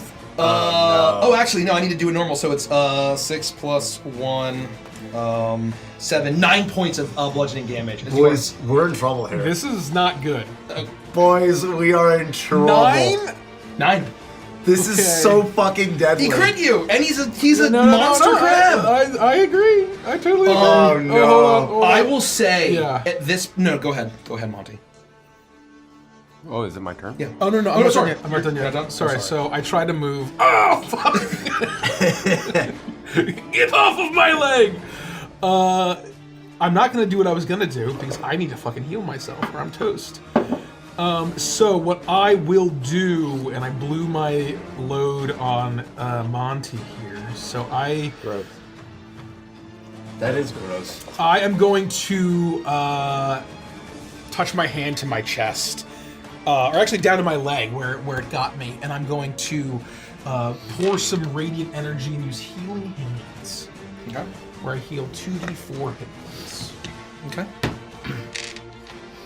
that's my turn. Now it's Monty's turn. Good lord! Yes, I can barely see a thing. Thank God for your light, good man. I would say as you look around now, you all see that there are the bones of dozens of humanoids that have been thrown down here, picked completely clean. Some bones in various pieces, a lot of them cracked and broken. Some seemingly older and some seemingly newer, but every single one has been completely stripped of any kind of flesh besides the bone. I will reach down into my satchel and pull out a small orb-like crystal, a gem, and this one I look around, and then I quickly fasten to it another sort of more mechanical item, and I start to wind it up very, very, very quickly. Oh, fight crab with crab, I always say! And I throw it down onto the ground, and poof, a crab-like device suddenly lands. It's got this sort of spinning energy butt to it, and it's got two what look like pincers, but instead of pincers, they're actually just openings. And go, do the thing. I need to heal myself, and that will be my action. Will be creating this cannon, and then it turns to this one and this one, and instead of latching out and attempting to pincer its objects, two massive flamethrowers immediately burst into igniting and illuminating the entire space. I need them both to make a dexterity saving throw, DC 15. Little cannons 1 and are in 6. each of the claws when they open, and or little nozzles and. Dexterity saving throws, you say? Yes. There's a pilot light on the end. Yep, 100%. The highest was an 11. Okay, so you are going to take, and I'm going to roll this sweet D8 here. Nice. Yeah! Oh, fucking head God. fucked. That's just going to be straight 16 fire damage to them each? both. Yep, max damage. To each, max damage. And it ignites any flammable objects in the area if there's anything flammable. You fight crab with crab as your Holy little shit. crab bot opens. It's like Sonic the Hedgehog as the little crab bot scuttles the shimmering red metal shell, glinting with the same kind of magic that hums within Monty's crystals. As it opens its claws, two nozzles erupt a jet of flame, and you see as the kind of bluish greenish shell of these crabs starts to get redder and redder and redder, and you hear and they screech as their eyeballs burst, and both are killed. And turned and immediately roasted. Awesome. Crab bake anyone? And to maintain game state, I use my healing surge last round because healing hands is an action. I see. So, after that. And a healing surge is a bonus action, right? Or action? Yes. We decided action that or bonus action. Okay. Yeah. Got it. I'm not going to move from my... This 3 still has his reaction, right? Correct. It was Yes, 5. five It was to- 5 that snagged Yeah, me. five snapped him. Snapped him up. You can risk it. I'm going to risk it for the biscuit. And I'm going to move over half, 3, guy. 17. That misses. 1, 2. Oh. Yeah. I'll hop over here. Just getting close to the chute, and I'll yell up into the chute. Professor, we have things taken under control. Everything's fine here. Thank you. Everything's fine. It echoes. You hear nothing from above, as it just kind of echoes back at you. Above. With that, it is Mega Crab's turn. As you feel once again the bubbles are kind of spraying in your face as it is attempting to eat you. I need you to make a Constitution saving throw for me. I will do that. It's against poison. Oh. I don't know if that matters. I don't know They if it changed does. it. I think it was any, poison. I don't have any saving extra additional saves. 7. 7. You start to feel it seep into you. You are now poisoned. Yeah. You have the poison condition. Okay, well, And you'll need to repeat the saving You're throw. disadvantaged on like everything. unfortunate. Ability checks and attack rolls. And with that is going to attempt to crush you with one claw. It's not advantage though. Oh wow. I got a 7. And then one more. It's gonna swing with this other claw. That is going to be a. Hold on.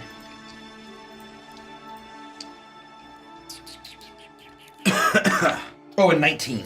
That hits. I have Okay. 18 AC. It's going to deal. Let's see. No. Oh, I rolled very terribly. 7 points of bludgeoning damage as you are snipped. That is. It's focused on eating you. Yeah. Okay. It's your turn. Its grip tightens. Yeah. And I can feel my rib cage Yep. kind of compress. You are able to dodge out of the way that tries to like cut off your head. Yeah. But you manage to dodge out of the way, but then it crushes you further. Yep. My turn? Trying to stay focused, I hear Portos yell about needing help, and I'll yell back, I'm okay for now, but hurry! And being unable to reach my swords because they are at my waist, where this thing is, Kaya will take a deep breath and then real quick unleash 2 Fury of Blows, bringing his hand around to bring the tentacle down on the remaining 2. And mechanically what I'm doing is I'm making a Flurry of Blows attack and replacing one of my attacks with the Soul of the Kraken Tentacle Slam. Okay. So for the Soul of the Kraken Tentacle Slam, I will need you to make a DC throw against my key save, which is 13.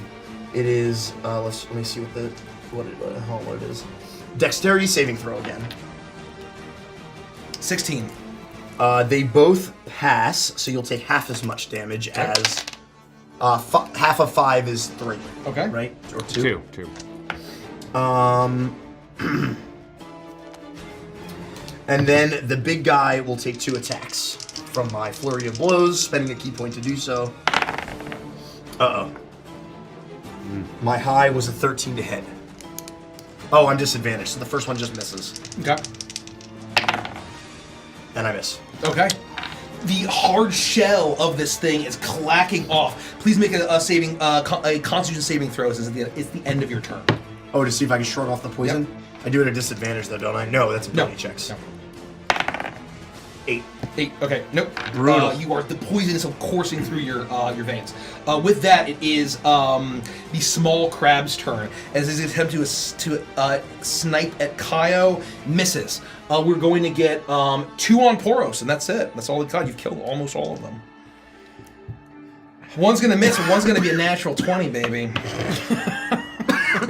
Mikey's rolling hot. I'm rolling hot, man. My heel! It's my weakness! Yeah. We need to sneak a 19-sided die in for Mikey's damage. That's going to be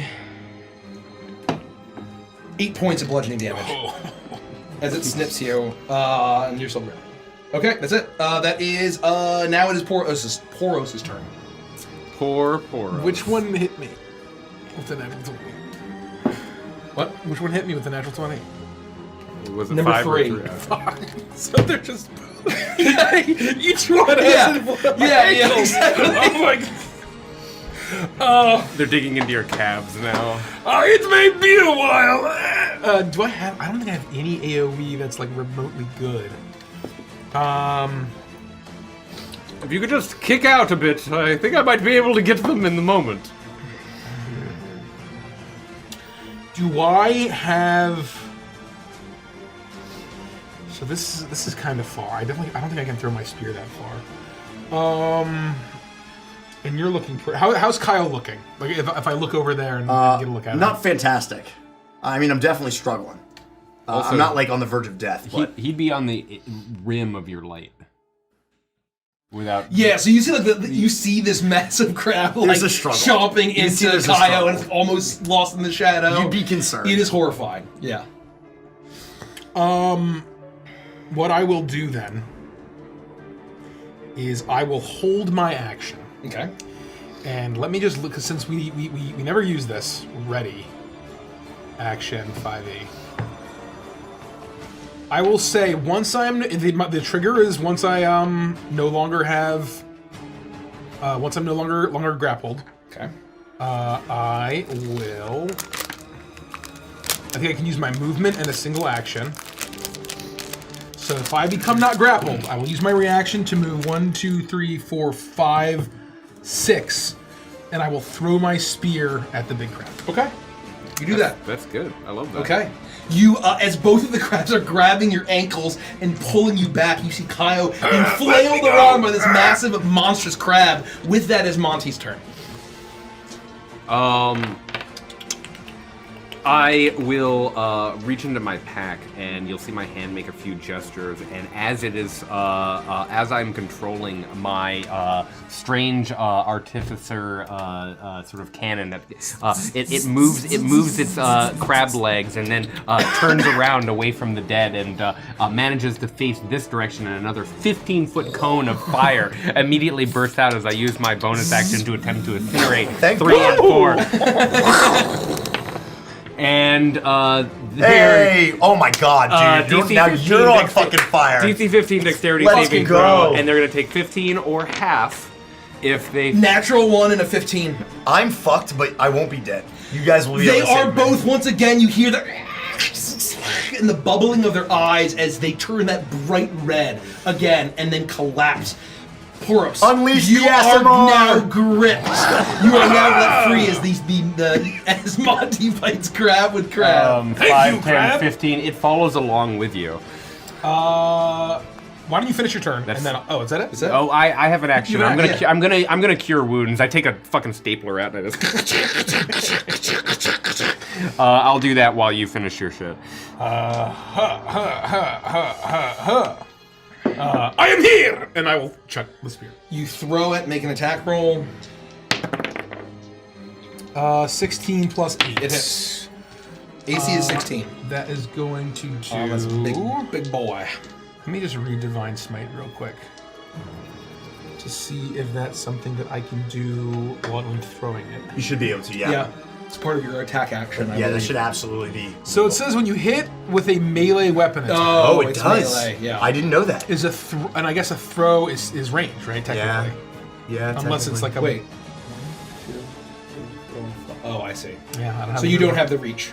Unless my speed's 30 feet. That's fine. I will just hit and deal some damage. Still good. Sounds good. Still good. And you have the repeating it goes back. I thanks do. to You have Monty's. the returning ability. returning. 10 points of damage, and I will do and it goes back. In As it pierces the shell, you hear it. And it starts to loosen its grip on Kaio, but then regains its senses. Taking a hit here. Okay. With that, it is Giant Crab's turn, as it is going to attempt to once again. It's going to attempt to now that you are poisoned, it is going to attempt to then spray even more to make the poison worse. This is awful. I need you to make a Constitution saving throw. Okay. Got it? Yes, it's Yeah, just straight you're up. still poisoned. Yeah, Correct. I'm already still poisoned. That's a 22. Okay, Nice. you managed to resist. This would have paralyzed you. Great. As you feel your body locking up, as it is going to, it is going to attempt to scuttle forward, dragging Kaio along with it, and then attempt to attack Poros, as its appetite is. It's far would he go one more? He'd go one more. Okay. He'd go one more. Jeez. And he's going to make an attack on Poros. Woo! Let's go! It's going to be a 20. Yeah. It's over 20. Yeah. Yep. Okay. Yeah. We're all right. We're gonna be okay. Are you sure? 12 points of Yes. bludgeoning damage. I'm sure. As it snaps at you, as it attempts to also crush Kaio. 17. To hit? Yeah. That's a miss. Okay, it attempts to, and you manage to kind of pry it open, as that is its turn. Okay, with that, it is Kaio's turn. I'm going to just make 3 disadvantaged attacks on this thing, Okay. using another key point to flurry of blows. So, some of the tentacles I'm using to focus to try to keep this thing from crushing me. Yeah. And while I can still breathe, I am just pummeling this thing. Anybody watching can watch the tentacles are just smashing on the back of this giant crab. Look at that. Attack number 1. Picture it so perfectly. Miss. What's his AC? 16. That's a hit. Okay. Let's fucking go. That's a hit. Okay. So the second 2 will hit for a total of 15 total points of damage over 2 attacks. Force damage. Okay. 15 total. As it blocks your hand, but the 2 tentacles smash, and with each one, the red glowing light you see as it cracks the shell with each one, and kind of the strange dark greenish ooze is bubbling out from it. And with that, it is. Constitution saving throw. Oh, yep. No good. I'm still Okay, poisoned. you are still poisoned. You feel the poison running through your veins. With that, it is little crab is going to scuttle towards Poros. He's very weak. Please, He's no, He's going for your ankle. got PTSD now. Yeah, as it misses, it clangs off of your sandal armor. With that, it is Poros' turn. Oh, they're all dead otherwise. Oh, wow. It's just one Yeah, little yeah, crab no, left. we're okay. We're gonna be all right. That thing had to kill me, and it didn't, so now it's fucked. Fuck you, big crab. Through Argonon's grace, we will defeat you. And my shield will start to glow and radiate this heat and the steam. You'll hear this sort of far-off roar of a bull. As as a bonus action, I cast Radiant Consumption. That's a bonus action. I don't even know what that is. I don't know any of the words. Do I do that? Oh, it's once for a long rest. Just spend it. Yeah, I'll just spend it. Fuck it. And then I will take my spear and I will stab into this crab. Attack roll. 15 plus. Yeah. Whatever. I'm going to make it an inspiring smite. Oh shit. Friends, we can do this. And so I'm going to spend one of my spell slots.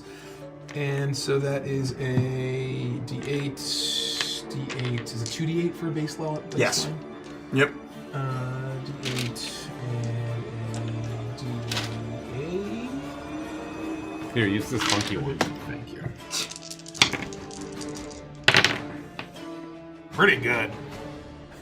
You got nothing. I got nothing. You got nothing. That's I didn't know you shocking. could get nothing. That's Pretty fucked good. up. That's hard to do. So hard to 7. do. I don't think you can do that 13. again. Oh, this guy's fucked. He's dead. Fuck him. Pummel his ass. 33 points of Yeah! divine Holy slash shit. piercing damage, and What did we get? as you hear my words about our friendship, you feel inspired, and we all gain, or I can divvy up 10 hit points Oh my god. Oh wow. to Yes, both please. of us. Yes, please. Seeing that Monty, I think you're probably too far from me anyway. So 2d8 plus level. We're level 3, right? Come on. So I have 11. So I'm going to give you 6 and myself Thank you. 5. That's huge. That is so fucking huge. Yeah. Poros, how do you want to do this? Thank God. And we still keep the temp HP until we lose it or Okay. take a long rest. Just that. I will sort of inspire, and my spear will glow with the bright bronze gold light of Argonon. Through one of the cracks in his shell. Yes, and I'll stab in, and it goes through the crack, and then you'll see from the cracks light sort of starts. to All the emit. cracks in the shell glow, and it looks like one of those. What is it? The Japanese pottery, where it's all cracked, but it's lacquered. Yeah, Yes. with the gold. Yes, yeah. Zabi? There's a name for it. Yeah, but basically it looks like that as the cracks are all glowing this bronze light, and it lets out as it spits up this goo on you along with its bubbling poison. But you feel its claw release as its shell turns to that same deep kind of orangey red after being cooked from the inside as it collapses. And I will say I'm going to make a morale check on the remaining crab. It is going to use its movement to attempt to scuttle away back into seeing this massive claw, this massive crab collapse. It's going to try to run away. If I have 10 feet of range, do I also get an opportunity attack? Yes, if I'm you technically sure do. engaged? Yes. Let's fucking go. I am disadvantaged, but No. We trigger a combo attack, and we. that's right. Yeah. Yes. No, I miss. Unless it has... 15? Yeah, I just miss. Okay. I just miss. Oh. I missed it. I think. got a Yeah, I 14. definitely missed. And with the splash, Insignificant. it disappears below. Quiet returns. How many more times can I roll to get rid of this poison? Or will it wear off after? Roll one more time for me. 13. 13. You man, actually, I think that's actually it. Yeah. You manage to resist it. Yeah. Yep. Okay. And so you finally, you kind of feel sick. You, the meal that you had in the Reaver's Rest comes back up, and you smell terrible. But you finally are able to shrug it off. Boys, how are we doing? It is done. We're okay. The remaining crabs flee in fear from the might of Argonon. Thank you for your grace. I will walk towards the light that is the illuminated shield of Poros, and as I walk, my invention will walk its way up my leg and assume itself onto the side of my shoulder. And you can see this the two little pilot lights, this mechanical crab sitting like a tiny object there on my shoulder like a parrot, and I will join my companions. Whew! It gets the blood pumping. The professor, He's in some danger, I imagine. he still needs our help. They may assume that we're dead. Perhaps we should leave it that way and figure out what we want to do on our own next. We need to rest. How do we get out of here? Is this like totally vertical almost? Like Yeah, it's effectively vertical. The sandy bed is like the thing. There's a good several feet of sand. As you see that there's bits of rock, and if it wasn't that soft, it would have done far more damage to you. But you see that it is completely covered in this kind of slimy rock that goes all the way up. It would be, even for you, Poros, it would be nearly impossible to climb that kind of rock face. Oh. There must be some way out of here. Before we leave, should we perhaps enjoy the crabs that your faithful companion cooked for us? It's not such a bad idea. I could make up a quick fire and we could just relax for a moment, catch our breath. I believe that if they were going to kill him right away, they would have done so. We know they want to keep him alive. Yeah, at the very least, they need to learn where the rubies are. And quite frankly, I can't imagine that anybody else could just use that talisman. He might be the only one who can. And that knowledge might keep him alive. Yes. That knowledge will also keep us alive. If I am right, and he does have a talisman that protects against the Shroud, we need to get back to him and protect ourselves from the coming terror. I'm gonna walk up to where these the two crabs, or I guess 4 of them, got totally smoked by the flamethrower. Yeah. So I'm gonna, like, assuming this is gonna be our camp, and with Monty gonna make a fire, I'll just stick my spear in the ground. I'll sort of put gently my shield down, and I'll plop in the sand. And I'll keep light going so that we have light Yeah. while Monty makes the I'll fire. gather bits of cloth, fabrics, the remains of the people who had been consumed, anything that I can find. If there's wood down here, sure. I don't imagine there is maybe a few pieces of drift, but I'm mostly just looking for anything flammable that I can have an hour or two fire about, even if it's small. Yeah, I would say that make a tool check for me, just to see how quickly you do it and how effectively. Give me a 13. A 13. Okay. The fire, it takes you a little bit longer given how damp everything is, but with your tools and your gadgets, you're able to get a nice, comfortable camp going. The smoke is able to vent up, and it kind of hangs along the cavern wall and then starts to drift up the passageway that you fell down. If they don't think that we're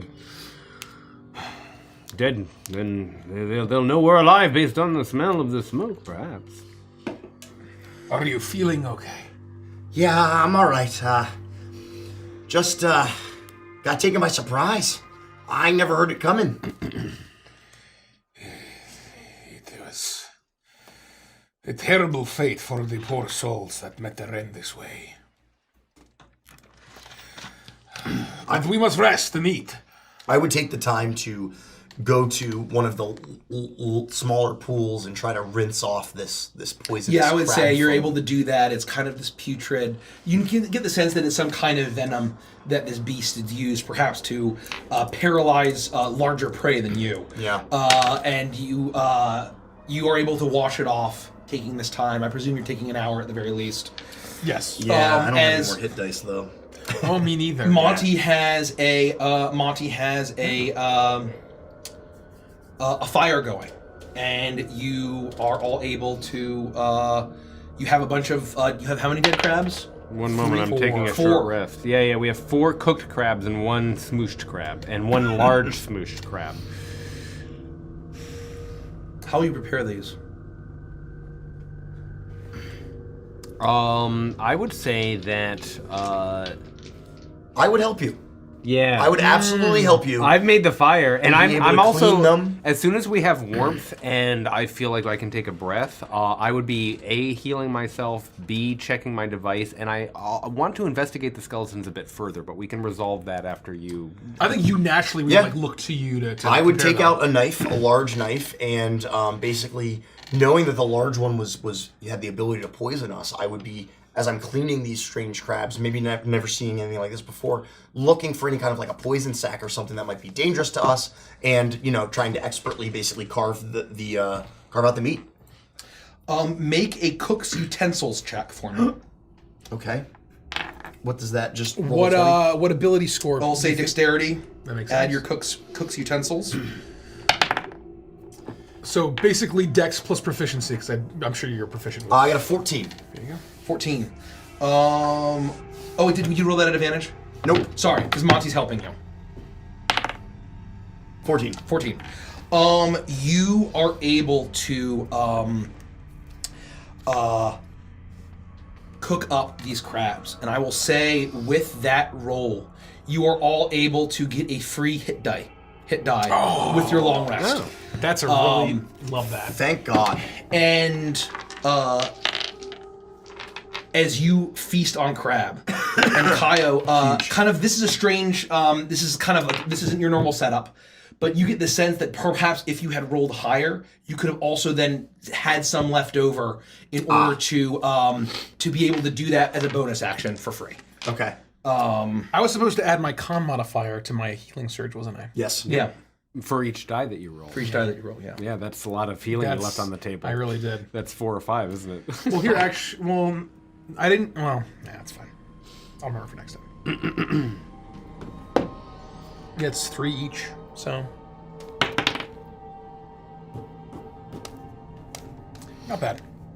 I am going to, because I was pulling through the fabrics, look and see if any artifacts or weapons or gold or anything has been left behind in these picked over skeletons. And the reason that I'm looking isn't because I want to keep a bunch of shit and loot the bodies, but I suspect that if we were thrown down here with all the things on our person, that these people might not have just been prisoners, and that people do come down here and return to the surface to pick over the dead bodies. So I'm hoping that will give me evidence that to look for an escape hatch. Brilliant. For some way or ladder or secret entrance. That Make would an allow- investigation check for me, Yeah. please. Straight.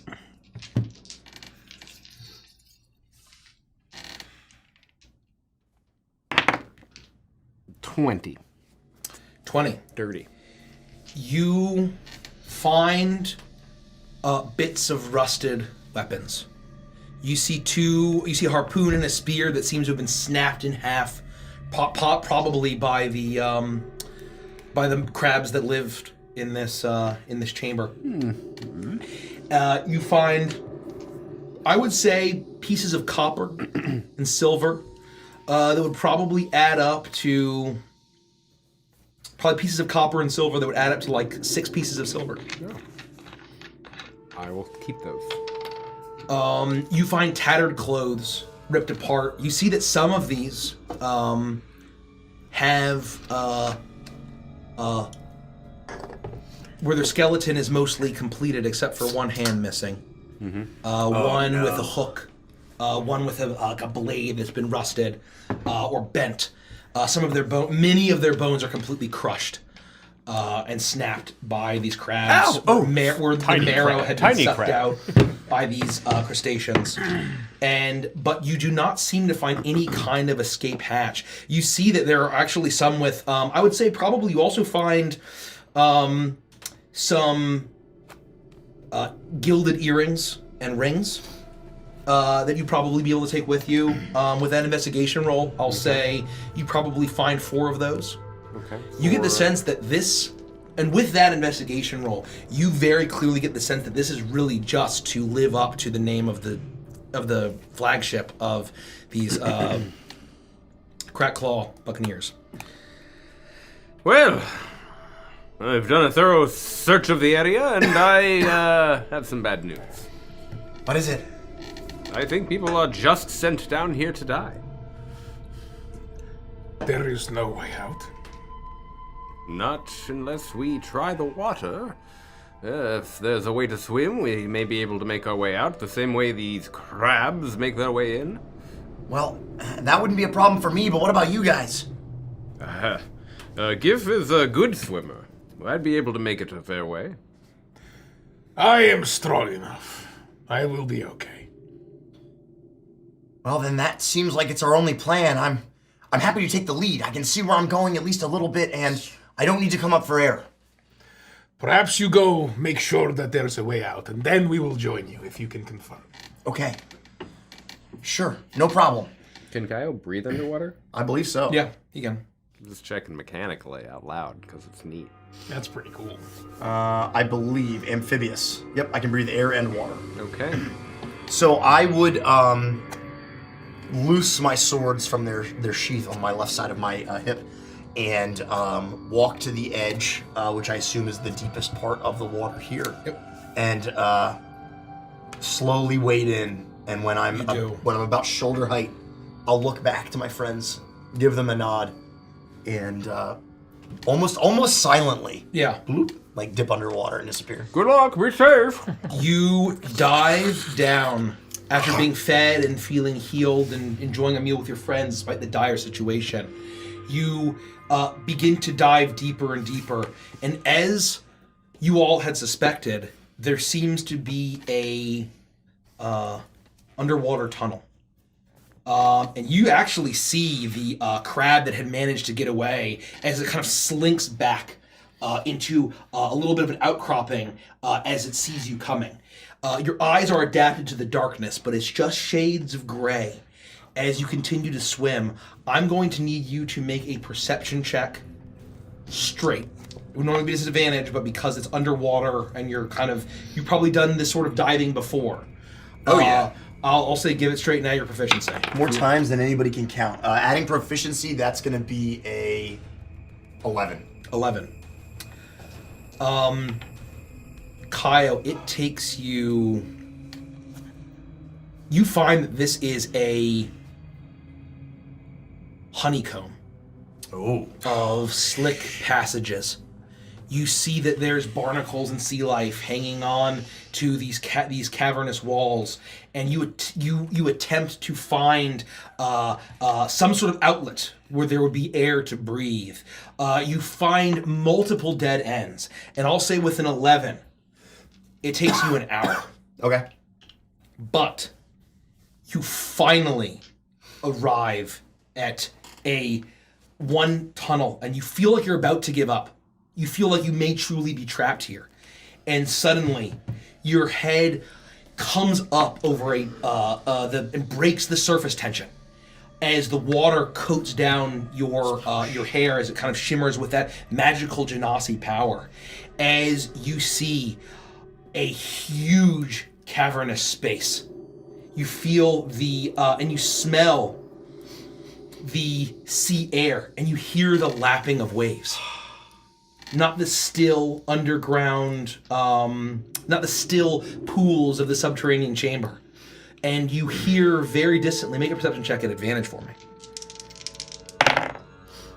Natural 20. fucking go. 25. Oh, 25. With a 25, you hear very distantly the cry of gulls and the squawking of jungle birds as they carry along the water as you feel a bit of wind. I would take a moment, not needing to catch my breath, but being happy to feel the air again. And as I head back, make sure that I am mentally mapping exactly how to get back so that I can lead my friends through this without them drowning. Do I feel like it's short enough knowing the route that they can make it in one breath? I would say that knowing Monty is a GIF, and I that's presume right. I presume GIF can hold their breath for a long time. I don't have special breath holding abilities, but I have the ability to move at my walking speed. So I can literally at 60 I'll be feet slow. per round. I will say that I'm going to give you some hippo breath power. I think that'd be reasonable. Look, if I gotta kiss Poros to make this happen, I think that given Poros, I would say that given what you know, traveling for so long, Poros is an incredible athlete, and he can hold his breath for a superhuman amount of time. You get the sense that it will be tough, and it'll have to be as quickly as possible, and there can be no error, or unless you come up with something else, there'll be a risk of Poros drowning. then I would absolutely make sure that I am like 100% mentally know of where I'm going, so that I can lead this without fucking. I would say if you take another 20 minutes to get back, I would go slow. I would say then you can roll an intelligence check, and we'll say, why don't you? Yeah, we'll intelligence check at advantage. And, nature check. Oh, nature. Nature check Let's take a look. at advantage.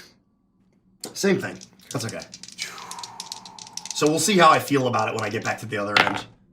I feel real good. I got a 17. 17. Actually. Okay. You feel like you have marked. There's bits of seaweed. You see some starfish and barnacles. And you are mapping the specific sea life that's clinging to these walls that you feel almost like trail markers in this honeycomb of underwater passages. When I get back, I would walk up out of the water and walk over to them and say, "Hey guys, good news. Yes. The tunnel system does lead to the outside. I was able to hear the lapping of waves and I could smell the salt air. There's life. I heard birds. We're gonna make it. We're gonna be okay. Yes. The downside is, though, Poros, that this is not gonna be easy. It's far, and you're gonna have to do it in one breath, but I'm 100% sure that I know the pathway here. And I'll actually begin to draw a crude map explaining what I remember so that when I'm leading, it's not the first time that they're seeing this. And then I look at them and I say, but we've done harder. You just gotta be prepared to hold your breath for as long as it takes. We can make it. I know you can. This is, I believe, based on this and the distance you're describing, it will be okay. Just stay close to me. Any wrong turns and you'll be lost down there forever. All right. Do you have a mug or a cup or something along those lines? What will this do? Well, when you take a dip underneath, hold it upside down. If you need that one last breath of oxygen, you can turn and suck up the air from inside the cup. That's a great point. Even just a little bit might be enough to be the difference between life and death. I don't have the materials here to create a full bladder from you, or those cool little what do they call the breathers from Star Wars Phantom Menace that they wore when they went underwater? They're very cool. The women's razor. Yes, Spray painted silver. Yes, I don't have the materials here for such a device, but I think any vessel that is airtight would be able to hold some water, and with Kaio leading the way, and I'll follow up in the rear, we'll be able to make it without issue. I need both of my hands to swim. I cannot hold this like this so it stays in. This would not work. I will be okay. Yeah, I take it back. That wasn't as good as idea as I initially thought it was. I'm just trying to think of anything that would give him the edge. All right. How do we feel? Are we ready? I'm the 2-time winner of the Tavros Games. I can swim down a little tunnel. That's right. Yes. We will go. Okay. I'll strap my shield to my back, put my spear in, and walk to the edge of the water. Before we jump, wait. I run back and I grab a crab leg. Oh, good idea. Okay, now I'm ready. You feel fed, as healed as you can be given the situation, and you take off with Kaio in the lead, followed by Monty, and then Poros. Before I dive in, go ahead. I'll have infused a rock with the light property. I'll have sprinkled a little bit of gem dust on it, and rubbing it between my hands, it creates a bright red light. It's only going to go out 5 feet, and then it's just basically a miniature light cantrip. Okay. It's not phosphorescent. And I basically have permalite on me at all times too. So Okay. as long as it's within whatever. I will crack my knuckles and I will sort of I'll start like flexing and doing like General Armstrong poses as I use Channel Divinity, Hell Fearless yeah. Athlete. And you'll see my muscles get a little bigger and a little sort of more supple. And I just look a little more like just a little more radiant than I normally do. Almost just like a nice little kind of golden shimmer. We will go! And I will dive in and I will follow Kyle. Make an athletics check, Poros, and however that works with Peerless It Athlete. gives me advantage. Thank God. Oh my goodness. I got nervous there. Holy shit. This See, campaign this is is so why- fucking deadly already. This is why I love this fucking subclass. Skills. We've been playing on easy mode for too long. That's right. We're spoiled. We're soft. We're so fucking soft. 21. Nice. 21. You channel the power of Argonon as you bulk up a little bit. And despite your heavy armor, spear, and incredibly massive shield, you use your divine otherworldly strength to follow Kaio and Monty as Kaio leads the way, as there are numerous opportunities, and thank goodness for the light that you're radiating, that Monty's radiating. That's all of these crabs that you see now there are dozens, hundreds, thousands of those little rock crabs that are skittering away from the light, clearly not emboldened by the massive monstrosity that you had slain, are afraid and they slink back into their hiding holes as you manage to.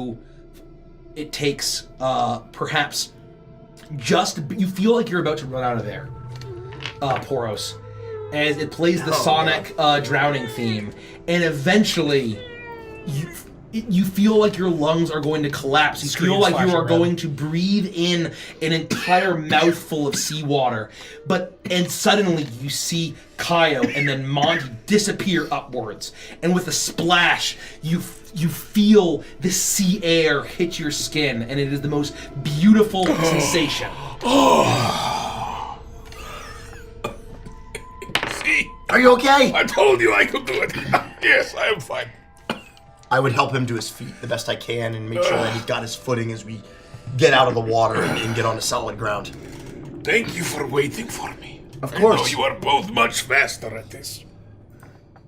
And yeah, we'll get out. You see a massive cavern all around you, as you step forward and you breathe the air.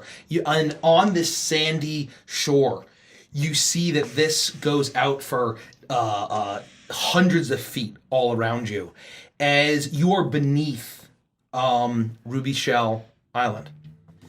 As you make your way radiating light, as you climb up a rocky precipice that leads upwards, you get a vantage, and with the light casting out from you, you see rocky ledges and shores, but then you see bits of wood, and you see crates and barrels and ropes and tents, remnants of ancient campfires.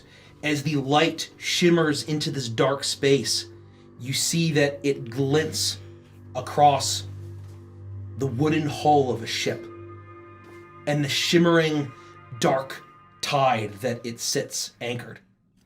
As you see now that there is a ship in this underground, in this subterranean chamber, that with a full, with dozens of crates and barrels and almost a small little camp that surrounds it.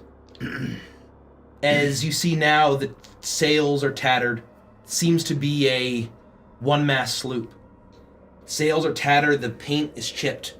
Seems far, far, far older than the Gallant Gazelle, yet somehow not in nearly bad shape. As you see this massive silhouette, as the breeze from somewhere hits your face, and you hear the lapping of waves, and you hear that distant call of the birds, where there seems to be some sort of entrance or exit out to the sea and the island. We need a plan. Like Monty said, they're expecting us to be dead. So we have the element of surprise. But we can't just leave the professor. This ship, it is been here a long time, no? It certainly seems that way. I'd love to see if we could get it moving and working condition, but again, we can't just leave the professor, right? No, we must save him, but if they are on the other side of this island, and we need a new ship anyway, yes? That's true. I think we should give it a go. Let's try sailing this thing. If it's still seaworthy, then that would be a terrific shortcut to be able to move at such speed, and we need to get to the professor, as you say. If we do not, there's a chance the Shroud will be upon us, and we won't be protected by that talisman. If he is right about either of those things, I don't want to be on the other side of wrong. Well, if we can fix the ship, and maybe under the cover of darkness, we can try to sail behind the fortress.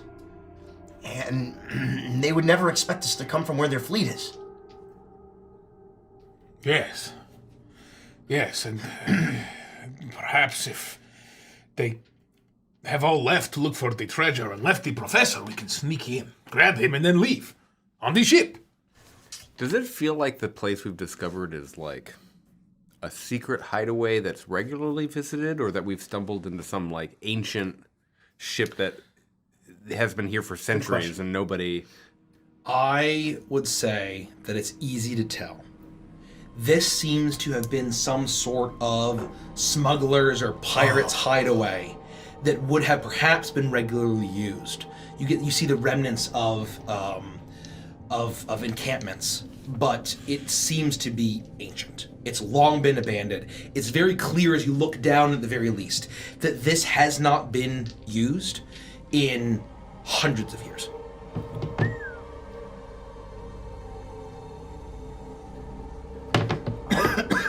I wonder, is it possible that this is the trove, the treasure, the hideaway that the professor was insinuating that he knew about? Could the rubies be here? Yes, with the rubies. We should We should look. Perhaps you investigate the state of the ship, and Kaio and I can look for any other signs of anything else. I'll go check the hull right away. Yes, of course. That also means we need to be ready. Because if the professor is leading them here, or they're coming with the information of where to go, they could be here any minute. Yes, we must be quick. And I'll start to, I guess if we're still sort of in the water, like find some sandy shore or somewhere. So you've climbed out, Okay. and basically you've gotten kind of on the top of like this precipice, looking down into this like layered, cavernous area, as you see kind of the black water of this chamber with the kind of the sails sort of rocking back and forth from that very faint bit of wind. And so you'd be able to kind of climb down.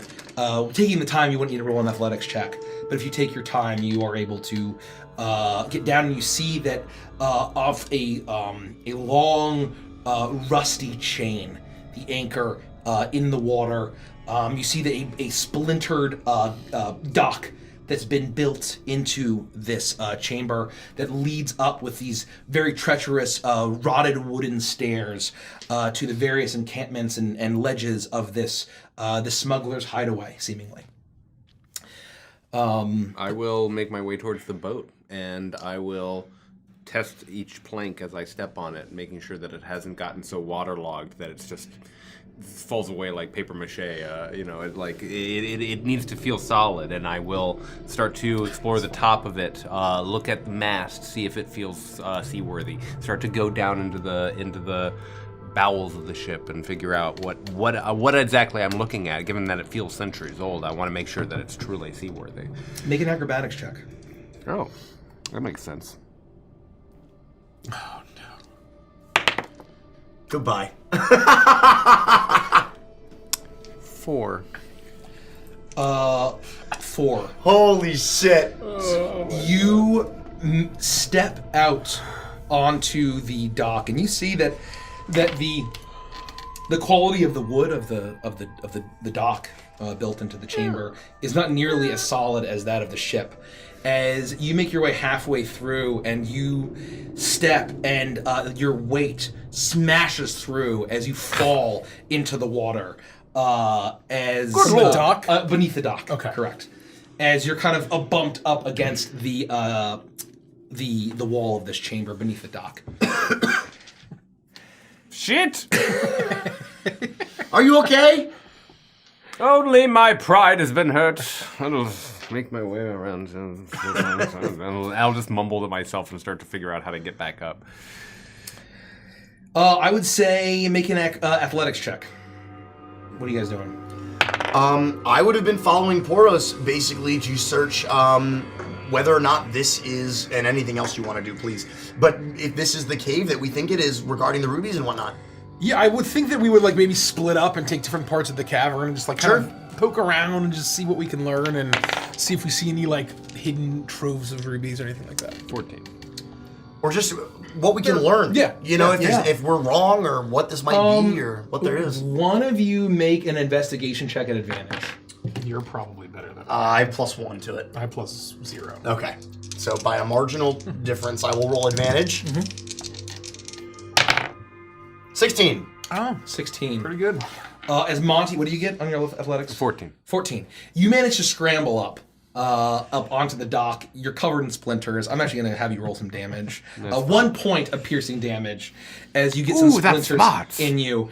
And you are able to climb aboard this ship.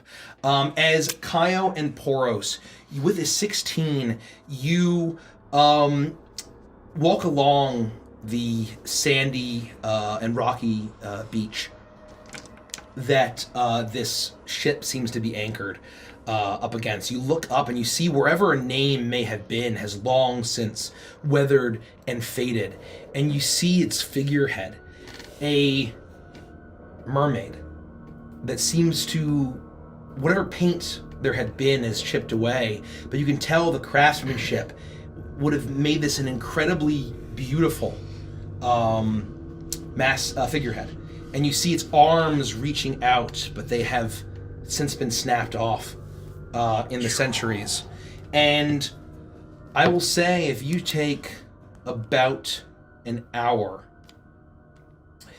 you start pulling aside crates.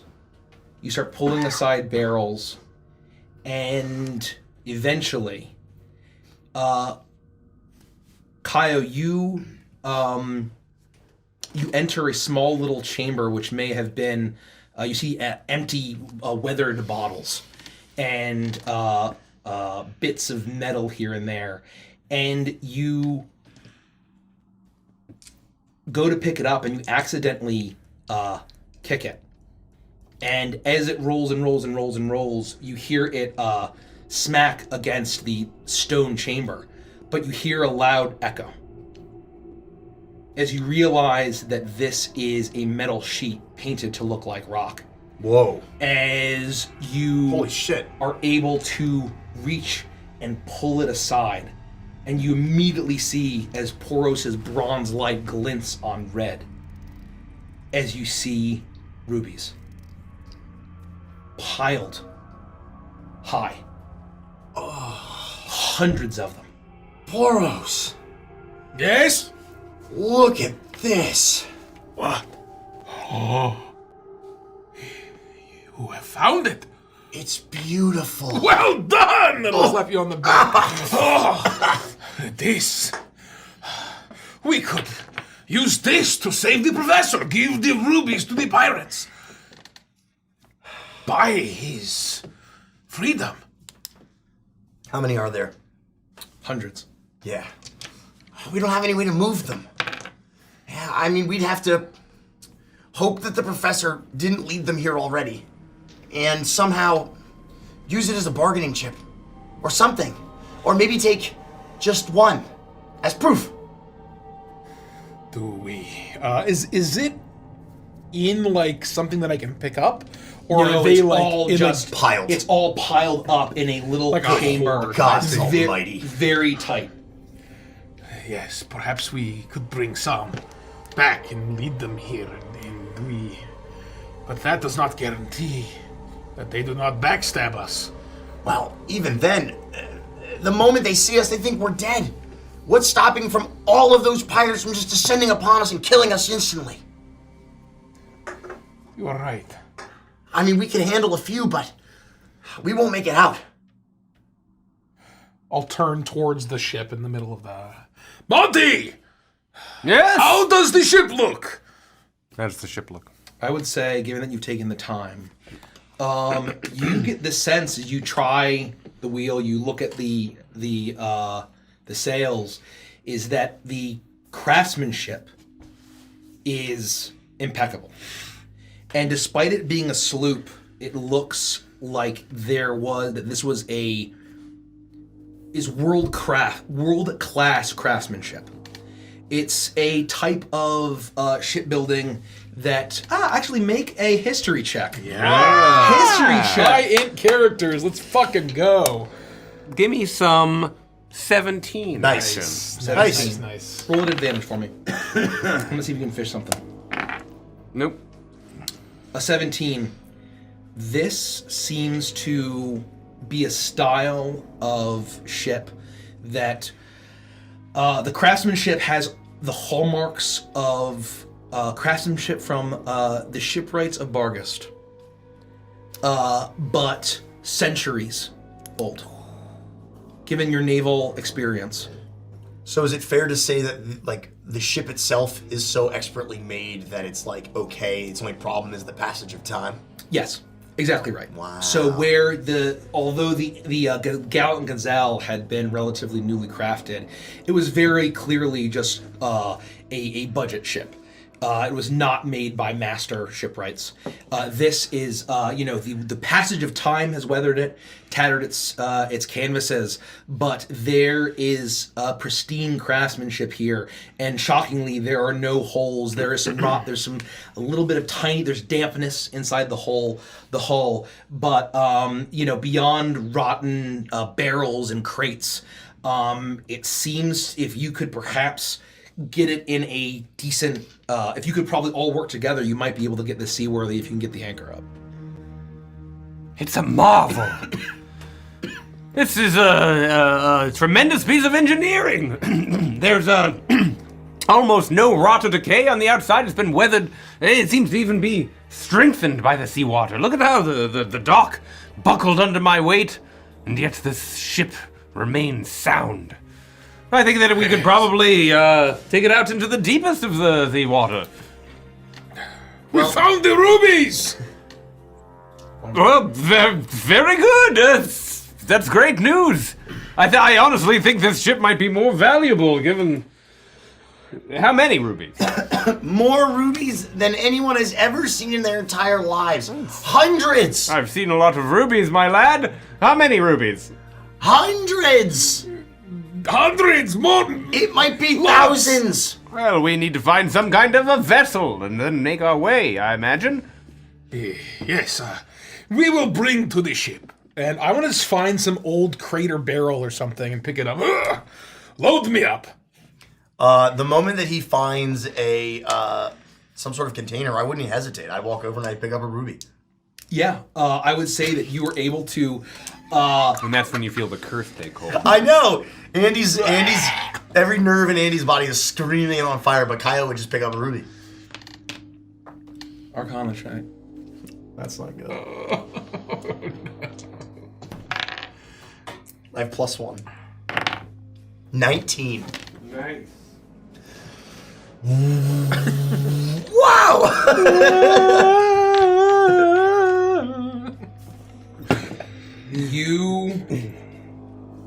You're in one. I would turn around all skeletal. Poros, my face is itchy.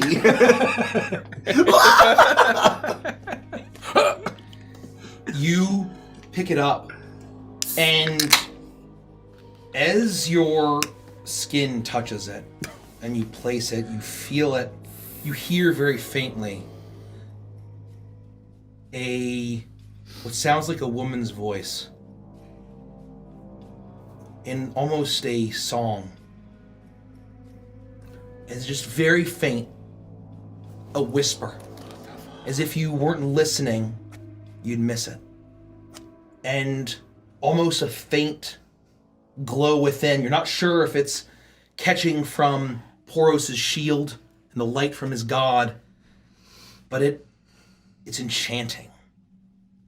It calls out in this incredibly beautiful song. And I can't make out what it's saying. No, it's all just Wow.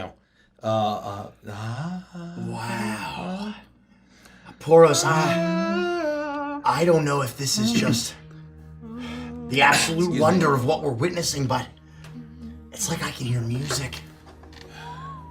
Music when you hold it? Yeah, do you hear that? Do I hear it? no. No. It's almost like whispers or a beautiful song. Oh. I would like to hear this. Pick up a ruby. Yeah, you gotta try this. Yes, I will try this. I would say make an Arcana so check. much trouble these Make an days. Arcana check. Remember, when you're picking up the rubies, if you hear us singing, to put it away immediately. Arcana 5. Yeah. It looks like a ruby to you. Oh, I don't hear it. I do not hear anything. Hold on, let me get close to yours. I was gonna put my ears. Yeah, we both like put our ears to the ruby to see if he can hear it. It's beautiful. As you listen to it, it takes probably 5 minutes, Poros, but suddenly, faintly, you hear it. And Kaya, roll a d6 for me. 1. That's good. That's the good one. Yeah, maybe. As you hold it, and you stare at it and you listen to it, you see a faint shimmer and shift as the crystal color, the crimson, slips away, and suddenly you see it, a beautiful blue. It's almost as if you're holding a sapphire. Does he see a change? Yeah. Whoa. I don't know much about rubies, but this seems unusual. These have to be special. Look at this. Yes, it just changed colors. Do you still hear the song? It sounds like a different melody, but it's the same similar voice. Yeah, but it's changed. It's different now. The song is different. The same person is singing it. Monty, these aren't gonna be like any rubies you've seen before. What do you mean exactly? This one just changed from red to blue! And it's singing. Oh dear. I want to find the singing one! I start going through and like Roll hold D6 one for up, me. hold one up. I start to like hurry. As fast as you can. Oh god. 4. You like hustle. Oh my god. I abandoned what I was doing with the anchor trying to solve that problem. I make sure that my crab is on my I'm shoulder. coming, gents. And, Dive in. hold on, I'm making my way! Grab, and as suddenly you grab one and you finally hear it, Poros. Clearly. Oh god, that scared the shit out of me. What the fuck? Oh my god. Hold on, Yeah, do we? Yeah, what's that? It's okay. That just scared me so bad. Why did this happen now? That's weird. That's That's weird. scary. That's great. It's spooky. Too spooky, 5 me. And it shifts to a beautiful emerald color. Oh! And the song, Look! the melody changes. And I can hear now? Yeah. I can hear it. It is beautiful. Put the rubies back! Put them back before I need to investigate. Hold on, just put them, return them to their original spot. Wow, do you think that the pirate captain knows anything about these special rubies? What was that? Maybe this is why they're... Well, what? Are they dangerous? They shouldn't be changing colors. What are you talking about singing? Well, maybe this is why they're special. Just return them, you may be cursed! Oh, okay. So And we'll reluctantly- both put them back. Or attempt to. You put them back, and as soon as the sapphire and the emerald touches the pile of rubies, you suddenly see a flare and a gyration of color. It looks like a Magfest swag of the lights flickering back, and suddenly, like ripples and waves, almost moving with the sound of the music that kind of emanates as they all shift from red to blue to green, as this horde of gems, not just rubies now, but these strange 3 colors, they all start to shift and gyrate, and suddenly quiet returns, as now it's a pile of red, blue, and green gems. Oh,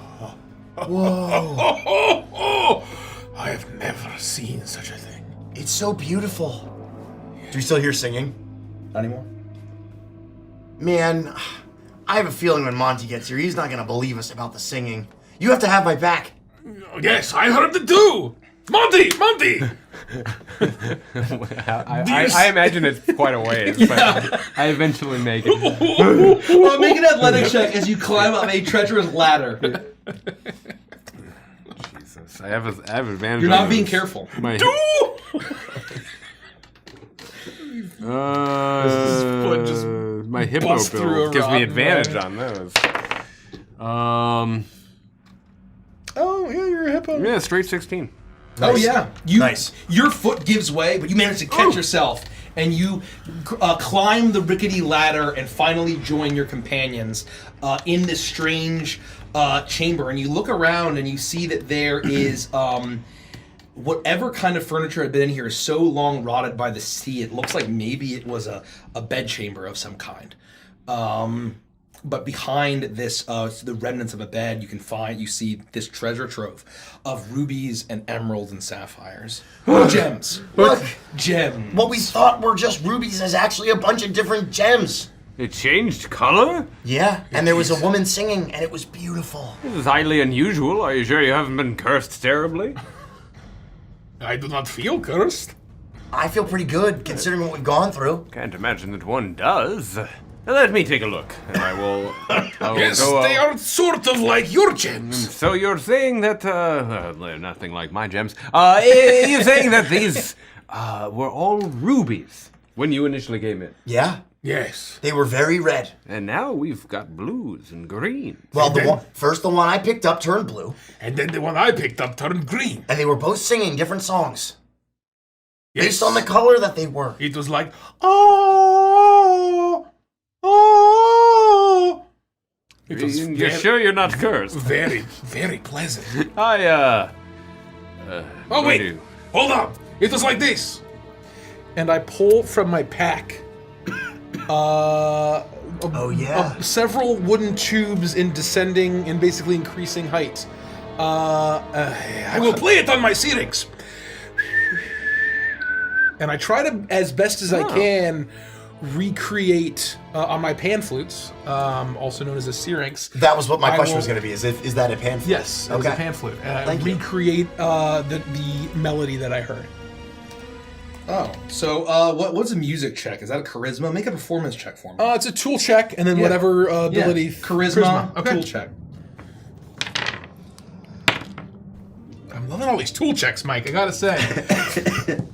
More tools checks, everyone. 14. You heard it here first, folks. I would say that you hear that you're able to decently recreate it. That's a nice melody. Yes. I will listen out for it when I investigate the stones. Is there anything else that you did?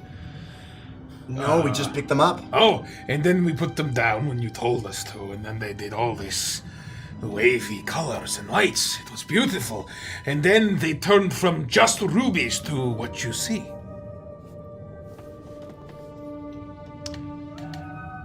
Stand back.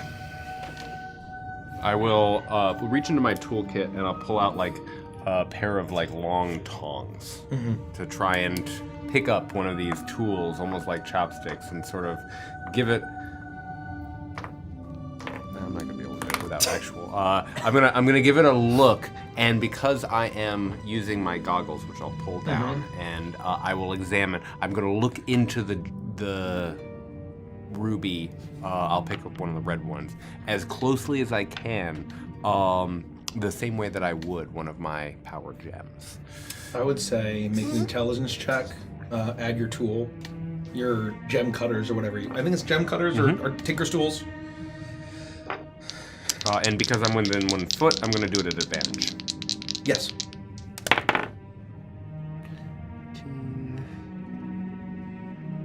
Do the little lens. What are those called? Little Like lenses. a loop. There's the yeah. Magnifying glass? yeah, And I would say because it's a gem, double your proficiency. Oh. Oh, yeah. 23. Pretty good. You see the crystal. You are familiar with crystals and gems and particularly magical ones.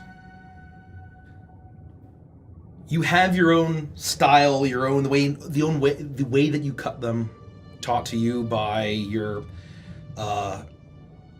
perhaps the artificer that you studied under decades ago.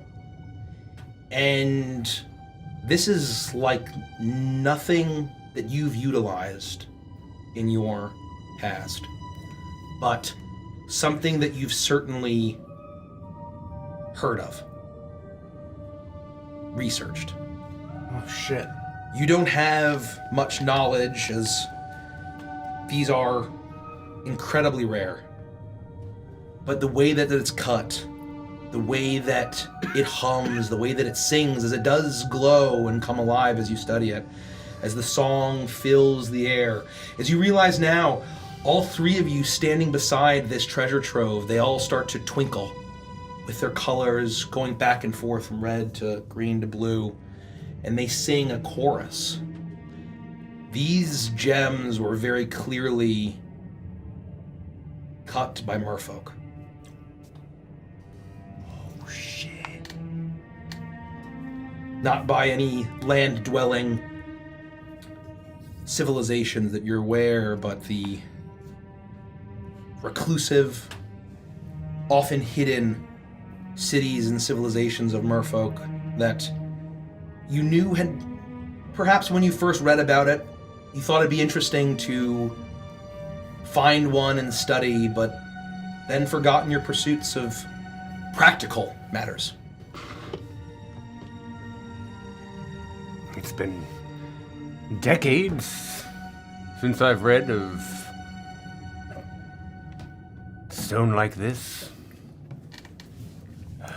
From deep under the ocean. Merfolk. These are not from creatures of the land. No, these were somehow procured and brought here. However many centuries ago, by probably whoever owned that ship, left here, and they never returned to find them again. They left a vessel like that and these gems.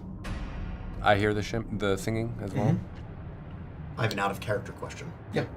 Are there any similarities, or are there no similarities between merfolk and Merid? I don't know the relationship between them. I would say that you know that both are aquatic species. I think what your mother would have told you, that the way that Marid live, from the stories that your mother would have told you, sounds not dissimilar. Grand palaces and cities beneath the waves. And you said the word merfolk? I did. Yeah, but basically kind of it sounds like a similar thing, but you don't know. You know that they are different tales, different beings, different species, considerably. You said merfolk?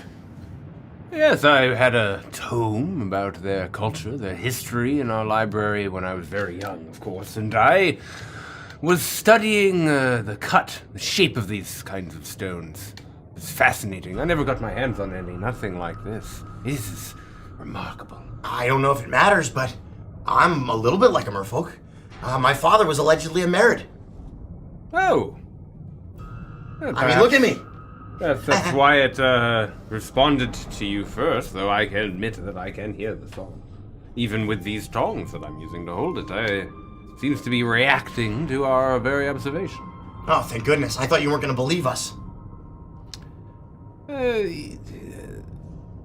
One moment, and I'm going to reach in, I'm going to pull out one of the silver pieces that I found in the Crab Cove, and I'm going to take a tool, and it's going to have a very sharp end to it. I'm going to hold that and listen to the stone at the same time, and as the stone sings, I'm going to work the tune into the surface of the silver coin, effectively recording the message so that I can recreate it like a record in the future. That's a feature that you have. That isn't is a it? feature that I have as an artist. You know what? good. As I would say, you were able to do that as part of your features using this. We'll say just make a quick intelligence check, tool check, your Tinker's tools once again, and we'll see how you do. Give me a 14. 14. Okay. You were able to successfully recreate the sound from your memory and from what you're hearing. Now, I think that it is without question that these are the rubies that the professor promised to the captain. The unsavory dredge. Wouldn't you agree? Yeah, but they're not even rubies. Not even the professor had all the knowledge or the understanding of what this was. He must have had some idea of where this place was, or at least that it existed. At any moment in the next minute, or hour, or day, it could be upon us. What are we gonna do with that information? I mean, we can't take them all with us. There's too many. Why not? Do we have time? We could load them in barrels and boxes. I think the priority is making sure that the ship is something we can sail in case we have to get away. Then we can prioritize the treasure. Then we can make our way with both if they don't interrupt us first. What do you think? Yes, you are right. If In case danger strikes and we need to get away, we need to sail on the ship. I remember most of my knots from when I served in the Navy, and I believe all we need to do is get the anchor up. One of us can capture the rubies, and the other can help me on board and get the mast up, get the sail up, get everything in order. I can bring the anchor up, yes. All This right. is suited for Poros. And I guess that puts me on ruby duty. If you hear anything other than singing, or you feel a strange hot flash, give me a call. Okay. And I'll turn and immediately start making my way down the ladder towards the ship, where I'm going to try to do everything but the anchor to get it into seaworthy shape. I have one last out of character Yeah. question before they go to the vessel. The singing, there was no making out like any kind of it being a language. It was just a melodic ahs Yep. and ohs. Okay. All right. Cool. I would try to see if they haven't moved. Pick up the what at least it was an emerald that I set back down. I want to pick that back up. Is that still an emerald, or has that changed? I would say roll a d6. D3, really. A 4. Still an emerald as you pick it up. I will keep you. I'll stuff it in my toga. And I'll run down to the ship with Monty and get the anchor up. While they are doing that, I am just going to be finding crates, barrels, anything that looks like it could hold as many of these things as they can, and just take my time moving them, handfuls at a time. Let's get a group. I would say this is athletics, wouldn't you say? Or acrobatics. Athletics or acrobatics. Actually, For why don't what? Why don't we say for Monty? Why don't we say strength, wisdom, intelligence? Oh. Whiz. Yep. For, just a skill check, like straight up. Yep. Yep. Add proficiency to it. Ready to sail for the horn. Charge my shit. Way. Not too bad. 23. I got a 16. 16. There's no way that. Wait, this. I'm rolling very mid. What do you say? 16. 16. 26. 23.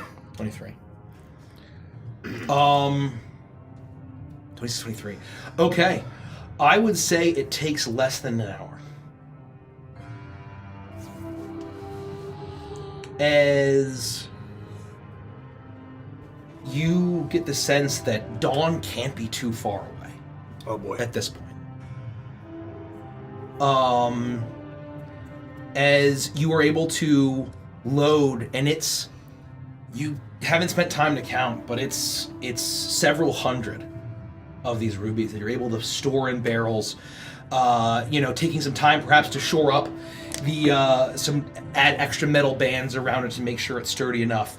And I would say that you're able to take the time, you're able to kind of to assess the anchor and the metal chain. Is there a capstan, or would I just be like? There is, but it takes you some time in order to basically get all the rust out of it, in order to basically get it working again. But miraculously, the anchor hasn't entirely rusted through. And as you take the capstan, with your strength alone, I think you'd be able to get start pulling the anchor up, as you worry that the anchor is going to snap. But you see it rise up, covered in barnacles and silt and seaweed, as it raises up, and then you're able to lock in the capstan.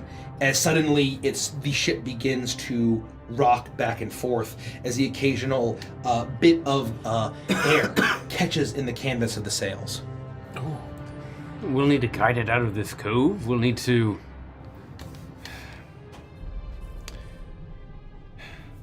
have a guess, I think, of how many rubies when we count them, and the person who gets closest gets to buy a round for the rest. But, are we concerned that we've doomed our professor friend? If we leave with these rubies, and he's promised them as part of his arrangement with Captain Dredge? I do not believe that they will not just kill him the second they do not need him. And us having the rubies will have them keep him alive, at least, and then perhaps we could trade. I agree that he was not very savvy about all this. He could have told us more, and we would have been ready for anything. His lack of trust may be his downfall. Yes. Well, shall we sail? Yes, let's. And I'll look at the sail. Is it pushing in a direction that, like, there's no wind in this interior cove? There is some breeze. Just breeze, yeah. But, Yep.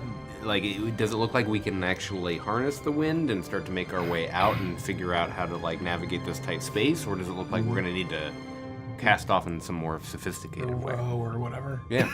I think that you find that there are several large oars that have been stowed below deck, as old as they are. But you get the sense that with the after you weigh anchor, that the little bit of wind that kind of that blows through very faintly does catch and does move the ship, albeit very, very slow, as it begins to scrape along the side of the cavern wall. Although you see that although this strange encampment has been built into the sand and the rock of this underground chamber, the black water stretches out from behind and in front of the ship, but into darkness, it seems. It's like that scene in Galaxy Quest when the ship leaves port for the first time and it like scrapes across the entire front. Gaio, I need to make sure that I'm tending to the hull and that there aren't any mechanical issues. Can you take the wheel? Yeah, that's fine. And I will help. I need you to row.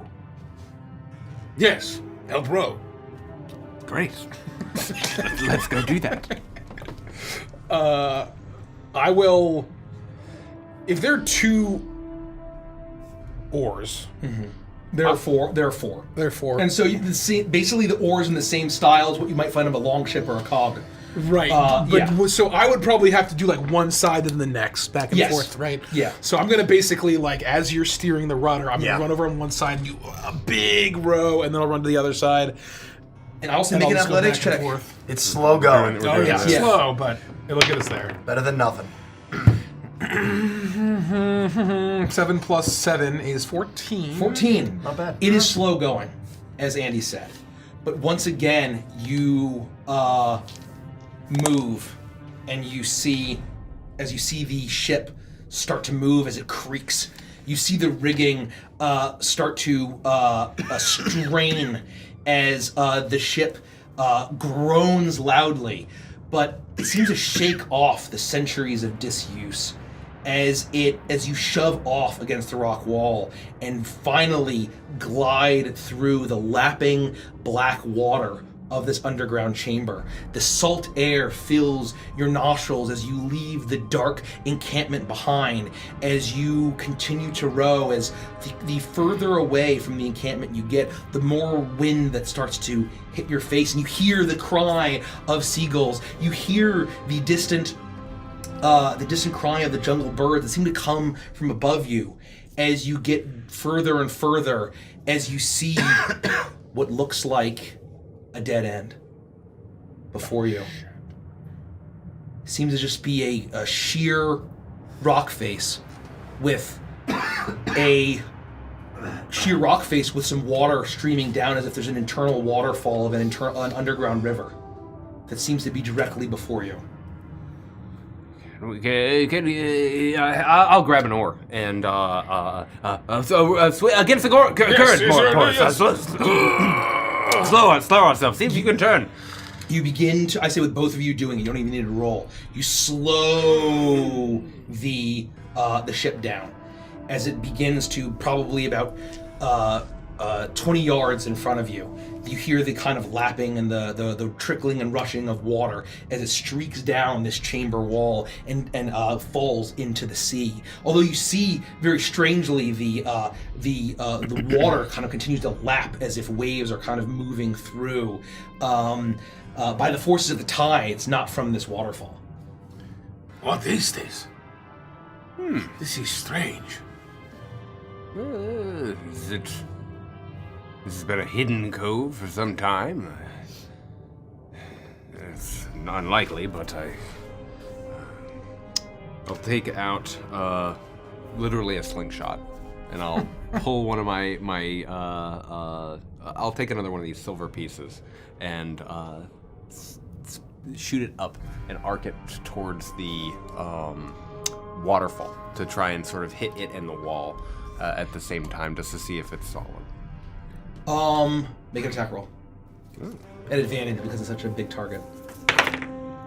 19 Pretty plus good. a million, 26. Oh, that's like a third of a month's 26. pay. You take your slingshot and it fires off and it shoots through the waterfall, and you hear a loud click, click, click, click as it bounces around behind the waterfall, and then suddenly, in a flash of light, you see a shimmering red glow of a shape that seems to almost dance behind the waterfall.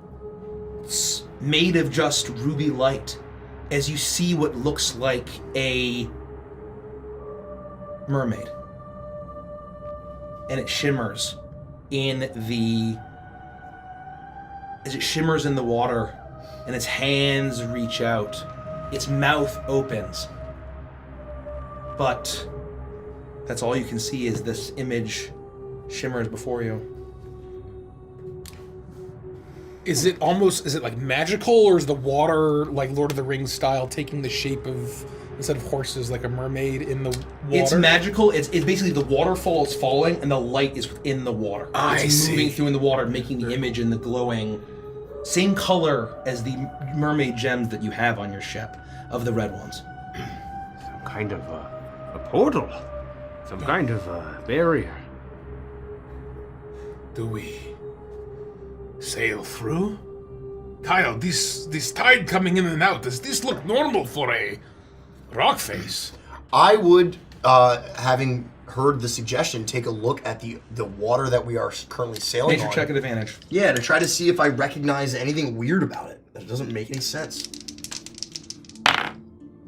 14. It does not seem to make sense. It seems to be as if that the waves that you've seen is you've darted around small coves your entire life that empty out into the sea, and that is how the waves in this dark space seem to operate, not the still water of a subterranean grotto. Yeah, Boros, you're right. Something doesn't add up here. The water that we're sailing on is normal, but it wouldn't be if that was just a sheer rock face. Oh, I have an idea. And I'll walk up to the bowsprit and I'll stand on it. If there's still a bowsprit on this thing. There is a bowsprit. You see that the tip of it is kind of snapped off in a similar angle to where the mermaid's arms. You see now that that the mermaid, there seem to be streaks of, is it rot, is it decay, that look like tears on the mermaid's cheeks as she reaches out her arms, but her hands are snapped off on the figurehead beneath you. And you see this is kind of a similar angle, but there is a bowsprit that although the end is snapped off, it still seems to go out quite a bit. She used to be doing this. I'll sort of stand above the figurehead on the bowsprit and say, Hail, fair mermaiden. Would you grant us passage for 3 heroes trying to do a good deed and save many lives?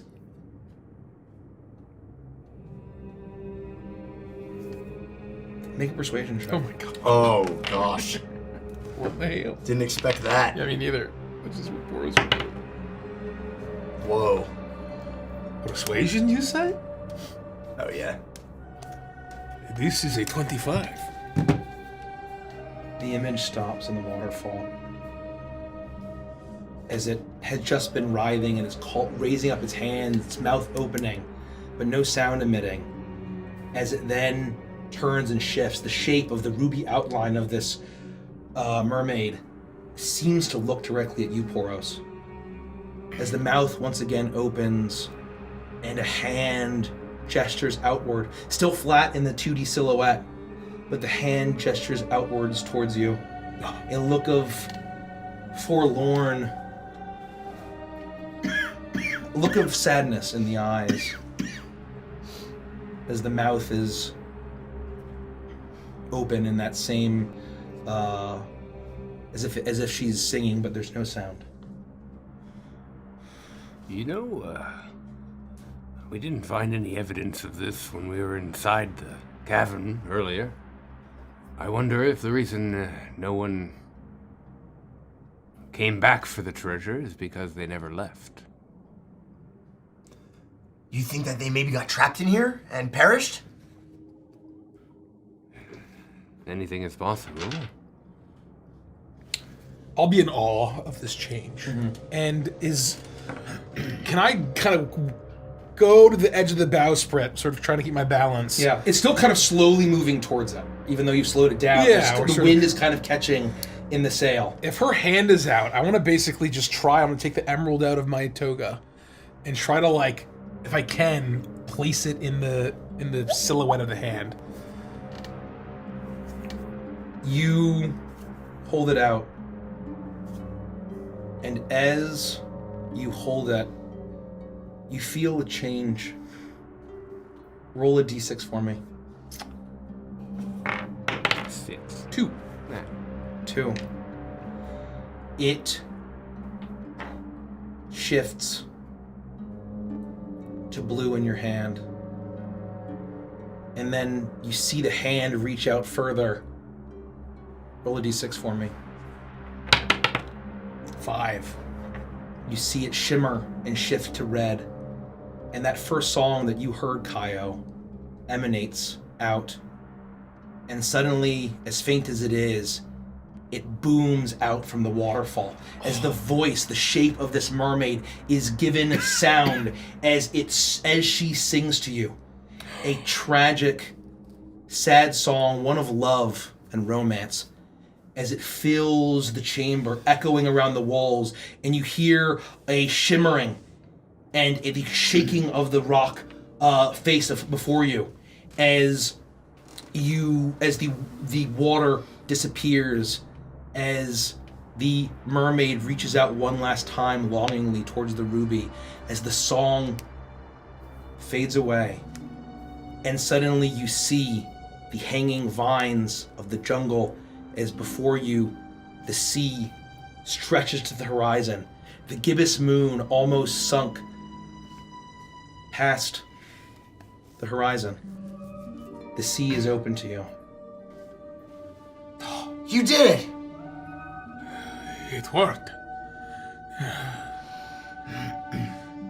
Farewell, fair mermaid. Do I still have the gem? You do. And I'll put it back into my toga. It shifts back to emerald before you do. Assist me. Steer us out. And I'll go and I'll start rowing with Monty as we get out of the channel before we can get the wind. You row out of this channel, leaving the darkness behind you, and as soon as your ship exits, you hear a as you see behind you, you leave the sheer rock face of a sea cliff, covered in jungle vines and plants draping down.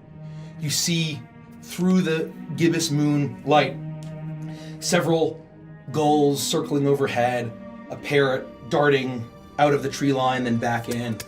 As you see the horizon out before you, and you know that the outpost is on the other side of the island, as suddenly, as you row one last time, your speed picks up as wind fills the sails. Although there are slight tears, it catches in and does not rip away. The mast and the mast and the yard hold firm. And although the rigging is frayed and old, they pull tight as this sloop is set sail for the first time in hundreds of years. I'm gonna pull the oars in and store them wherever I found them. And I would just go up and stand next to Kyle as he takes the helm. I would look to you, and I'd look to Monty. I'd say, "This is amazing, but where are we going?" We must find a way to save the professor, so...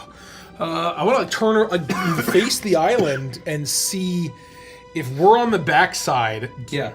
Like, I want to see sort of where the fort is, where we think this fleet is. You think that basically you are facing, you're facing west. Or you're facing north, and you basically feel like if you go around the western side of the island, you'll be able to get to the town faster. We need to find a place wherever we're going to dock that no one will find the ship or the gems. I think we were just there. Do we... They will not know the look of the ship. They've likely never seen it. It is a new ship to them. Perhaps it will not raise suspicion. I hope so.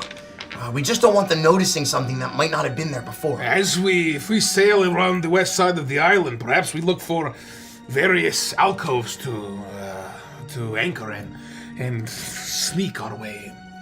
I like that idea. Yes, I think that makes sense for us to hide the ship. Alternatively, if they don't know the look of the ship, we could just sail into port. It may raise suspicion just if they control everything that comes in and out. Do we think that the whole, like, town is kind of run by the pirates, right? Or it's like basically, the idea is that, although they just are trying to make a living, and there's obviously enough coin to be made to live an okay life, you get the sense that the pirates had moved in however long ago and are the de facto rulers of the town. And you had seen a variety of ships docked at the harbor. You know that there were multiple pirate ships out behind the fort docked that Professor Merrick was attempting to, utilize for his plans and purposes. Let's try to get as close to the fort as we can. We'll scope things out and we'll go from there. All right. You turn the helm. You spin the wheel on the helm, and you turn the ship westward.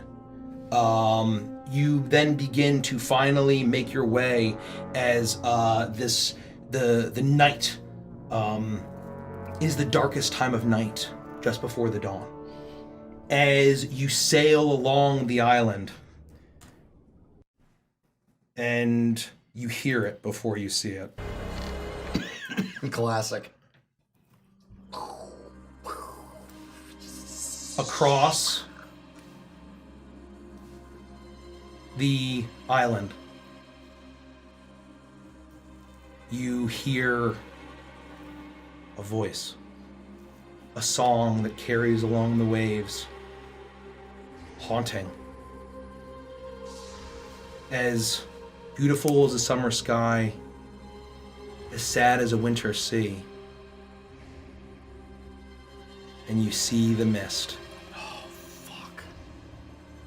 Shimmering in its blue-green. A massive bank of eldritch fog hangs over the entire town, the port, the fort, half of the island, and out into the sea beyond. You sail closer as the wind fills the sails, as you then hear the screams. You hear the thunder of what sound like explosions. The clashing of metal, the shrieks of pain and agony and death fill the air, almost drowning out the song that sails from the siren shroud. What do you do as you sail closer to this thing? Oh, no! You're too late. Titao.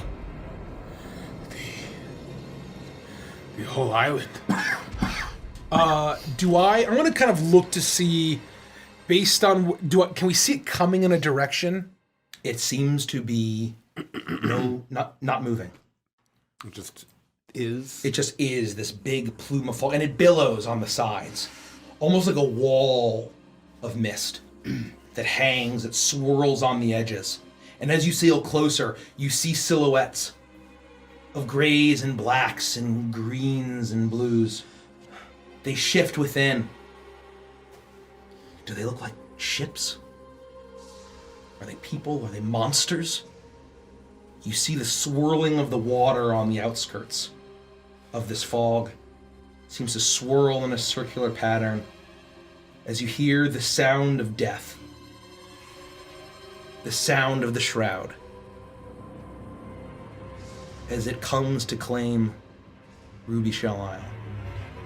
They never even gave us a chance to warn them. We could sail into it. We do not have the relic of the professor, but perhaps we could kill the zombies inside and save them. Yes? We have to try. We have to try. We have to go into the shroud. We have to make sure that perhaps we can find the relic. We can save the others. We can make sure that no one else is killed. Hear those explosions? Hear that war? I've heard those sounds before. We can put a stop to it. The three of us, come on. If the professor was right, then the relic is still in there, and he's got it, and we'll find him alive, and we can go from there. Yes. We don't know what we're walking into. Yes. It is what a hero would do. And our names will live on for millennia. Take us in. As you start to take us in, I start to jot down what I imagine might be the final words in my diary. A written description of what I'm seeing, what I'm hearing, how we got here, what we know from the professor, everything that I put in the previous pages of our various experiences, anything that should only my tome be found, someone could pick up where I left off. I will walk back up to the bowsprit and put one sort of leg up on the front while still keeping my left leg on the deck. I'll have my shield out and my spear sort of just ready to kill any zombies that fly at us or whatever. But under my breath, I would sort of be singing very lowly, like a hymn or a... You sail in, and the sounds of death fade. Quiet returns. You hear the creaking of ships, splashing of water. It sounds like a maelstrom within this shroud as the song gets louder and louder. And then the quiet of death hangs in the air as you see shapes in the shroud, phantom ships of all manner of design, all manner of time. And as the rushing water calms, you sail directly towards this siren shroud. And through the shapes and the silhouettes, ghosts, are they skeletons? Are they zombies? Are they the dead? You see various silhouettes. You see wailing faces in pain and anger and sorrow. And as you sail closer and closer to this wall of green mist, at the head, at the bowsprit, Poros, you ready your weapon. you see the silhouette of a woman.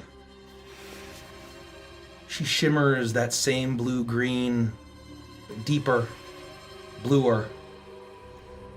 Her hair waving around as if a woman drowned, a spirit, a phantom. As you see her look past you with sad eyes, as she raises her hand, and from within the shroud, a huge wave, a surge, rushes up. It pushes towards you and catches your ship and pushes you back away from the shroud. As you attempt to hold on to the wheel of the helm, Kaio, you see this woman sadly looking at you. And you have a faint recollection. Is that your mother? As the spirit fades, you are pushed away from this green mist. As she shimmers and fades, and with a single gust of the wind, the siren shroud leaves as soon as it came. You see Ruby Shell Isle. Quiet. All of the lights snuffed out. No sign of birds. No sign of life. As the wave that pushed you back calms, quiet returns. What do you do? No! No! What was that?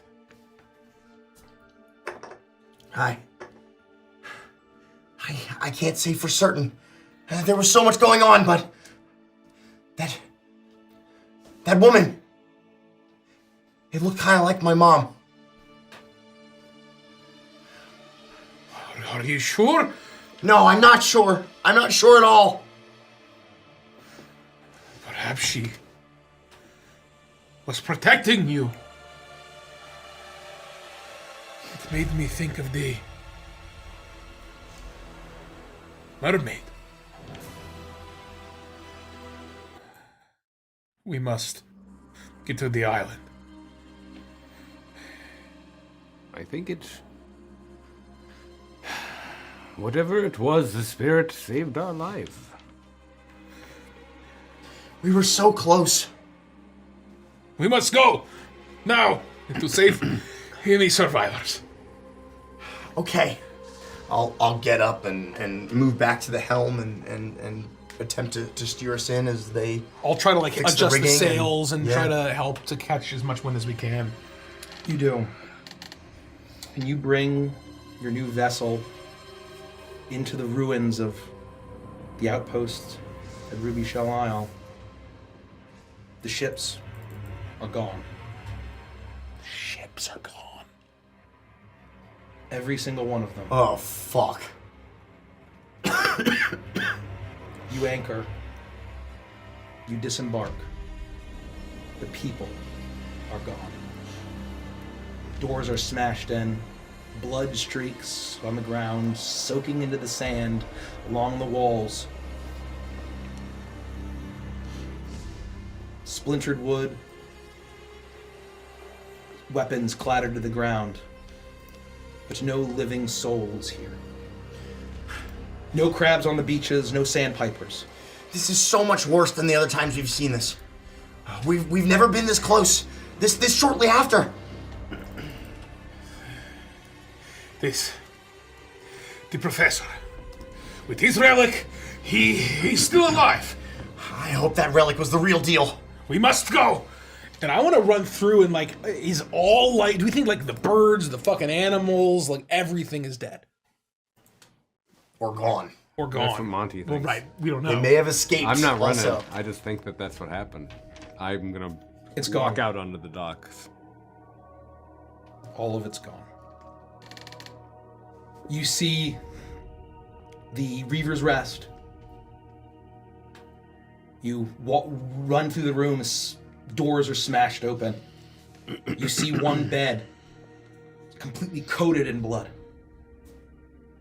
No corpse atop. Was this Mr. Bones' room? You don't know. Um, As you see that you go through house to house, shops that have been shuttered, smashed in, some are charred. But no fires remain, no flickering. Some are just completely charred husks. You see that there are houses that have had massive holes smashed through them. The fort itself seems to be creaking on the verge of collapse above you, far off into the onto the highlands that overlook the town. I look for signs of magic use. Does it look like anyone who may have had simple cantrips or even been a more powerful magic user attempted to do something like fireball or an ice knife or something? Make an Arcana check at disadvantage.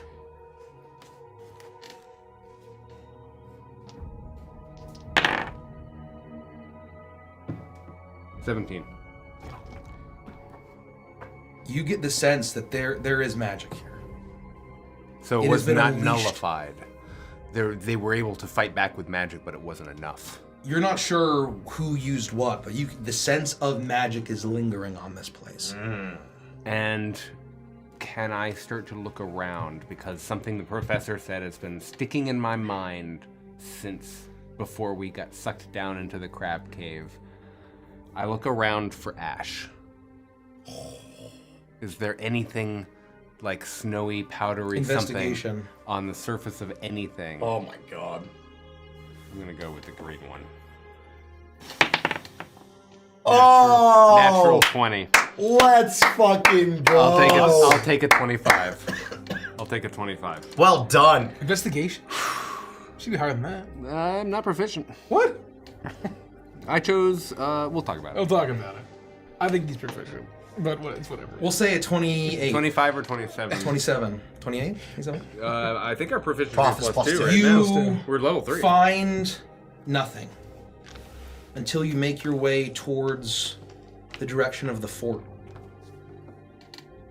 And you see, as you're looking through, you see a trail of a powdery substance that seems to be ashen but glow with this blue-green phosphorescence.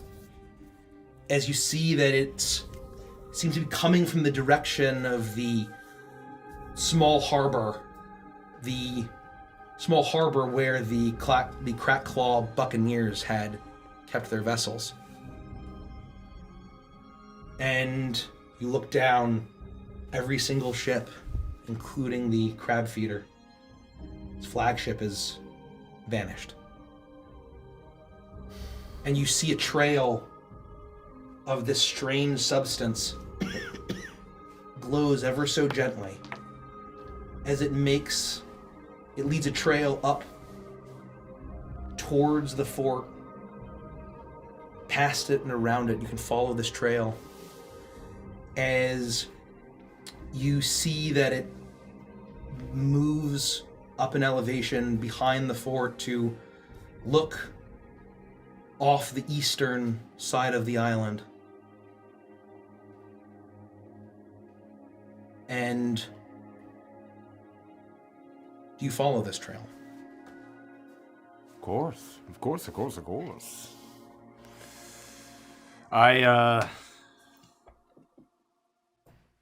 Poros? Kaio, I need to see about a trail. And start to make my, and now that's all I'll say, and just start to push forward. He's probably done this before. Yeah. Yeah. Like, oh yes, of course. We immediately follow behind him. You It's like those dogs, like the like basset hounds. That just, Yeah. you make your way through around the fort. As you hear it creak and groan, you see massive holes in it, punched through by you have no idea what. Seeming explosions within of some sort of terrible withering force. As you begin to pass it. You hear the loud creak and groan. And with one final death rattle, the fort of the Crack Claw Buccaneers collapses in on itself. As you pass it, as it finally settles, the ruins finally settle, you make your way up to an overlook on the eastern side of the island, and the trail of this phosphorescent ash gets thicker and denser as it goes behind a palm tree through the fronds of ferns. And as you make your way through, you see the single living soul that you found on this island up against a palm tree, staring off on the endless expanse of sea towards the eastern horizon. You find Professor Vayman Merrick sitting, clutching a wound in his abdomen that seems to be spreading with a sickly blue-green. As you see, his eyes have turned that same color as he stares off with an empty expression. A bit of blood runs down his chin. His face is covered in soot. As the blood starts to mix with that same green, as he sputters as you find him, I'll race somehow alive. I'll race over and seeing his wound, I go into military mode and I push my hand against his chest as hard as I can, knowing it will hurt, but doing everything that I can to stem the bleeding, to stop any bleeding. Do I get a sense that there's residue that's hitting my hand, even if it's gloved or anything, that he's actually covered in like some sort of spreading material or goo or something along those lines? Or make an Arcana check. As you put your hand on the wound, as he slowly blinks. Dirty 20. Dirty 20. You get the sense that what was trailing on the ground is his own body. Oh, shit. That's coming from him. Oh, Professor. As he looks at you and blinks. You're alive. Professor? You are going to be okay. And I'll lean down and I'll try to like cast Cure Wounds on him if it does anything. You place your hands and you call upon your god as your hands glow. As you channel every bit of healing magic you can. And nothing happens. He looks at Arcanon's you. grace will see you through this. This isn't something that can be simply cured, my good man. I fooled the captain. Captain Dredge, you fooled him. It wasn't enough. The skull wasn't the idol. Fool.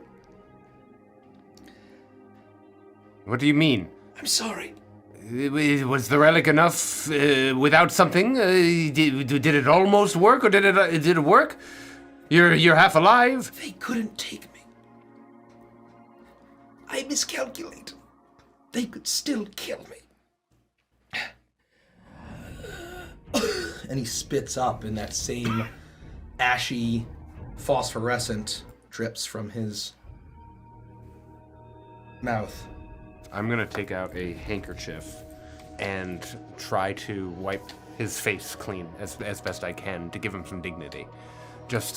You do that, and you realize now that the horizon is turning the rosy colors of dawn as morning is finally arriving. As he smiles sadly, albeit in pain, as he looks out past you all, and he says, "Thank goodness, I wanted to see the sunrise one more time." Vayman, under their noses, under the pirates' noses, I've got great news. Under the pirates' noses, we found the treasure. The rubies you knew were here. They were. Hundreds of them. Hundreds of merfolk. Gems. They change color. They sing. They're beautiful. Just under our feet. And they ship too. Good. Get away from this place. He reaches onto his person and he pulls out something dark as he holds it up and he says, "This is the idol." And as he extends it and puts it in your hand, Monty, you see this dark green, almost stone. It's almost slimy to the touch. It's carved in the effigy of some terrible creature that looks part anglerfish, part octopus, part humanoid. As it has the faintest glow of the same color of this ash of the shroud. That. And I'm sorry if you care to continue our voyage, our expedition. I know where it's going. It's the key. I figured it out. What is the key? What? Saltmarsh. And with a final breath, you see as the sun rises, his eyes go vacant as his body begins to crumble away and turn to a green phosphorescent ash. And suddenly, that is all that remains. Professor Vayman Merrick. And that's where we'll end the session. Oh my god. I'm stunned. I love this fucking campaign. Oh I love my D&D. God. I love you, Mikey. Holy shit. I love you guys. Thanks So for running done. the session, man. This is like, we haven't even scratched the surface yet. And that is the conclusion of our introduction to Shroud over Saltmarsh. A two-parter. A one-parter became a two-parter. If you enjoyed what you saw, this is just the beginning. This is just the prologue. And there is much more to come. There's many mysteries to unveil. There's a lot to be unpacked and discovered. So if you like what you saw, we will be playing this campaign every single week on Patreon. So all you have to do is become a Pearl Dolphin tier patron or higher, and you'll be able to enjoy us every week and watch this wonderful haunted voyage. Thank you.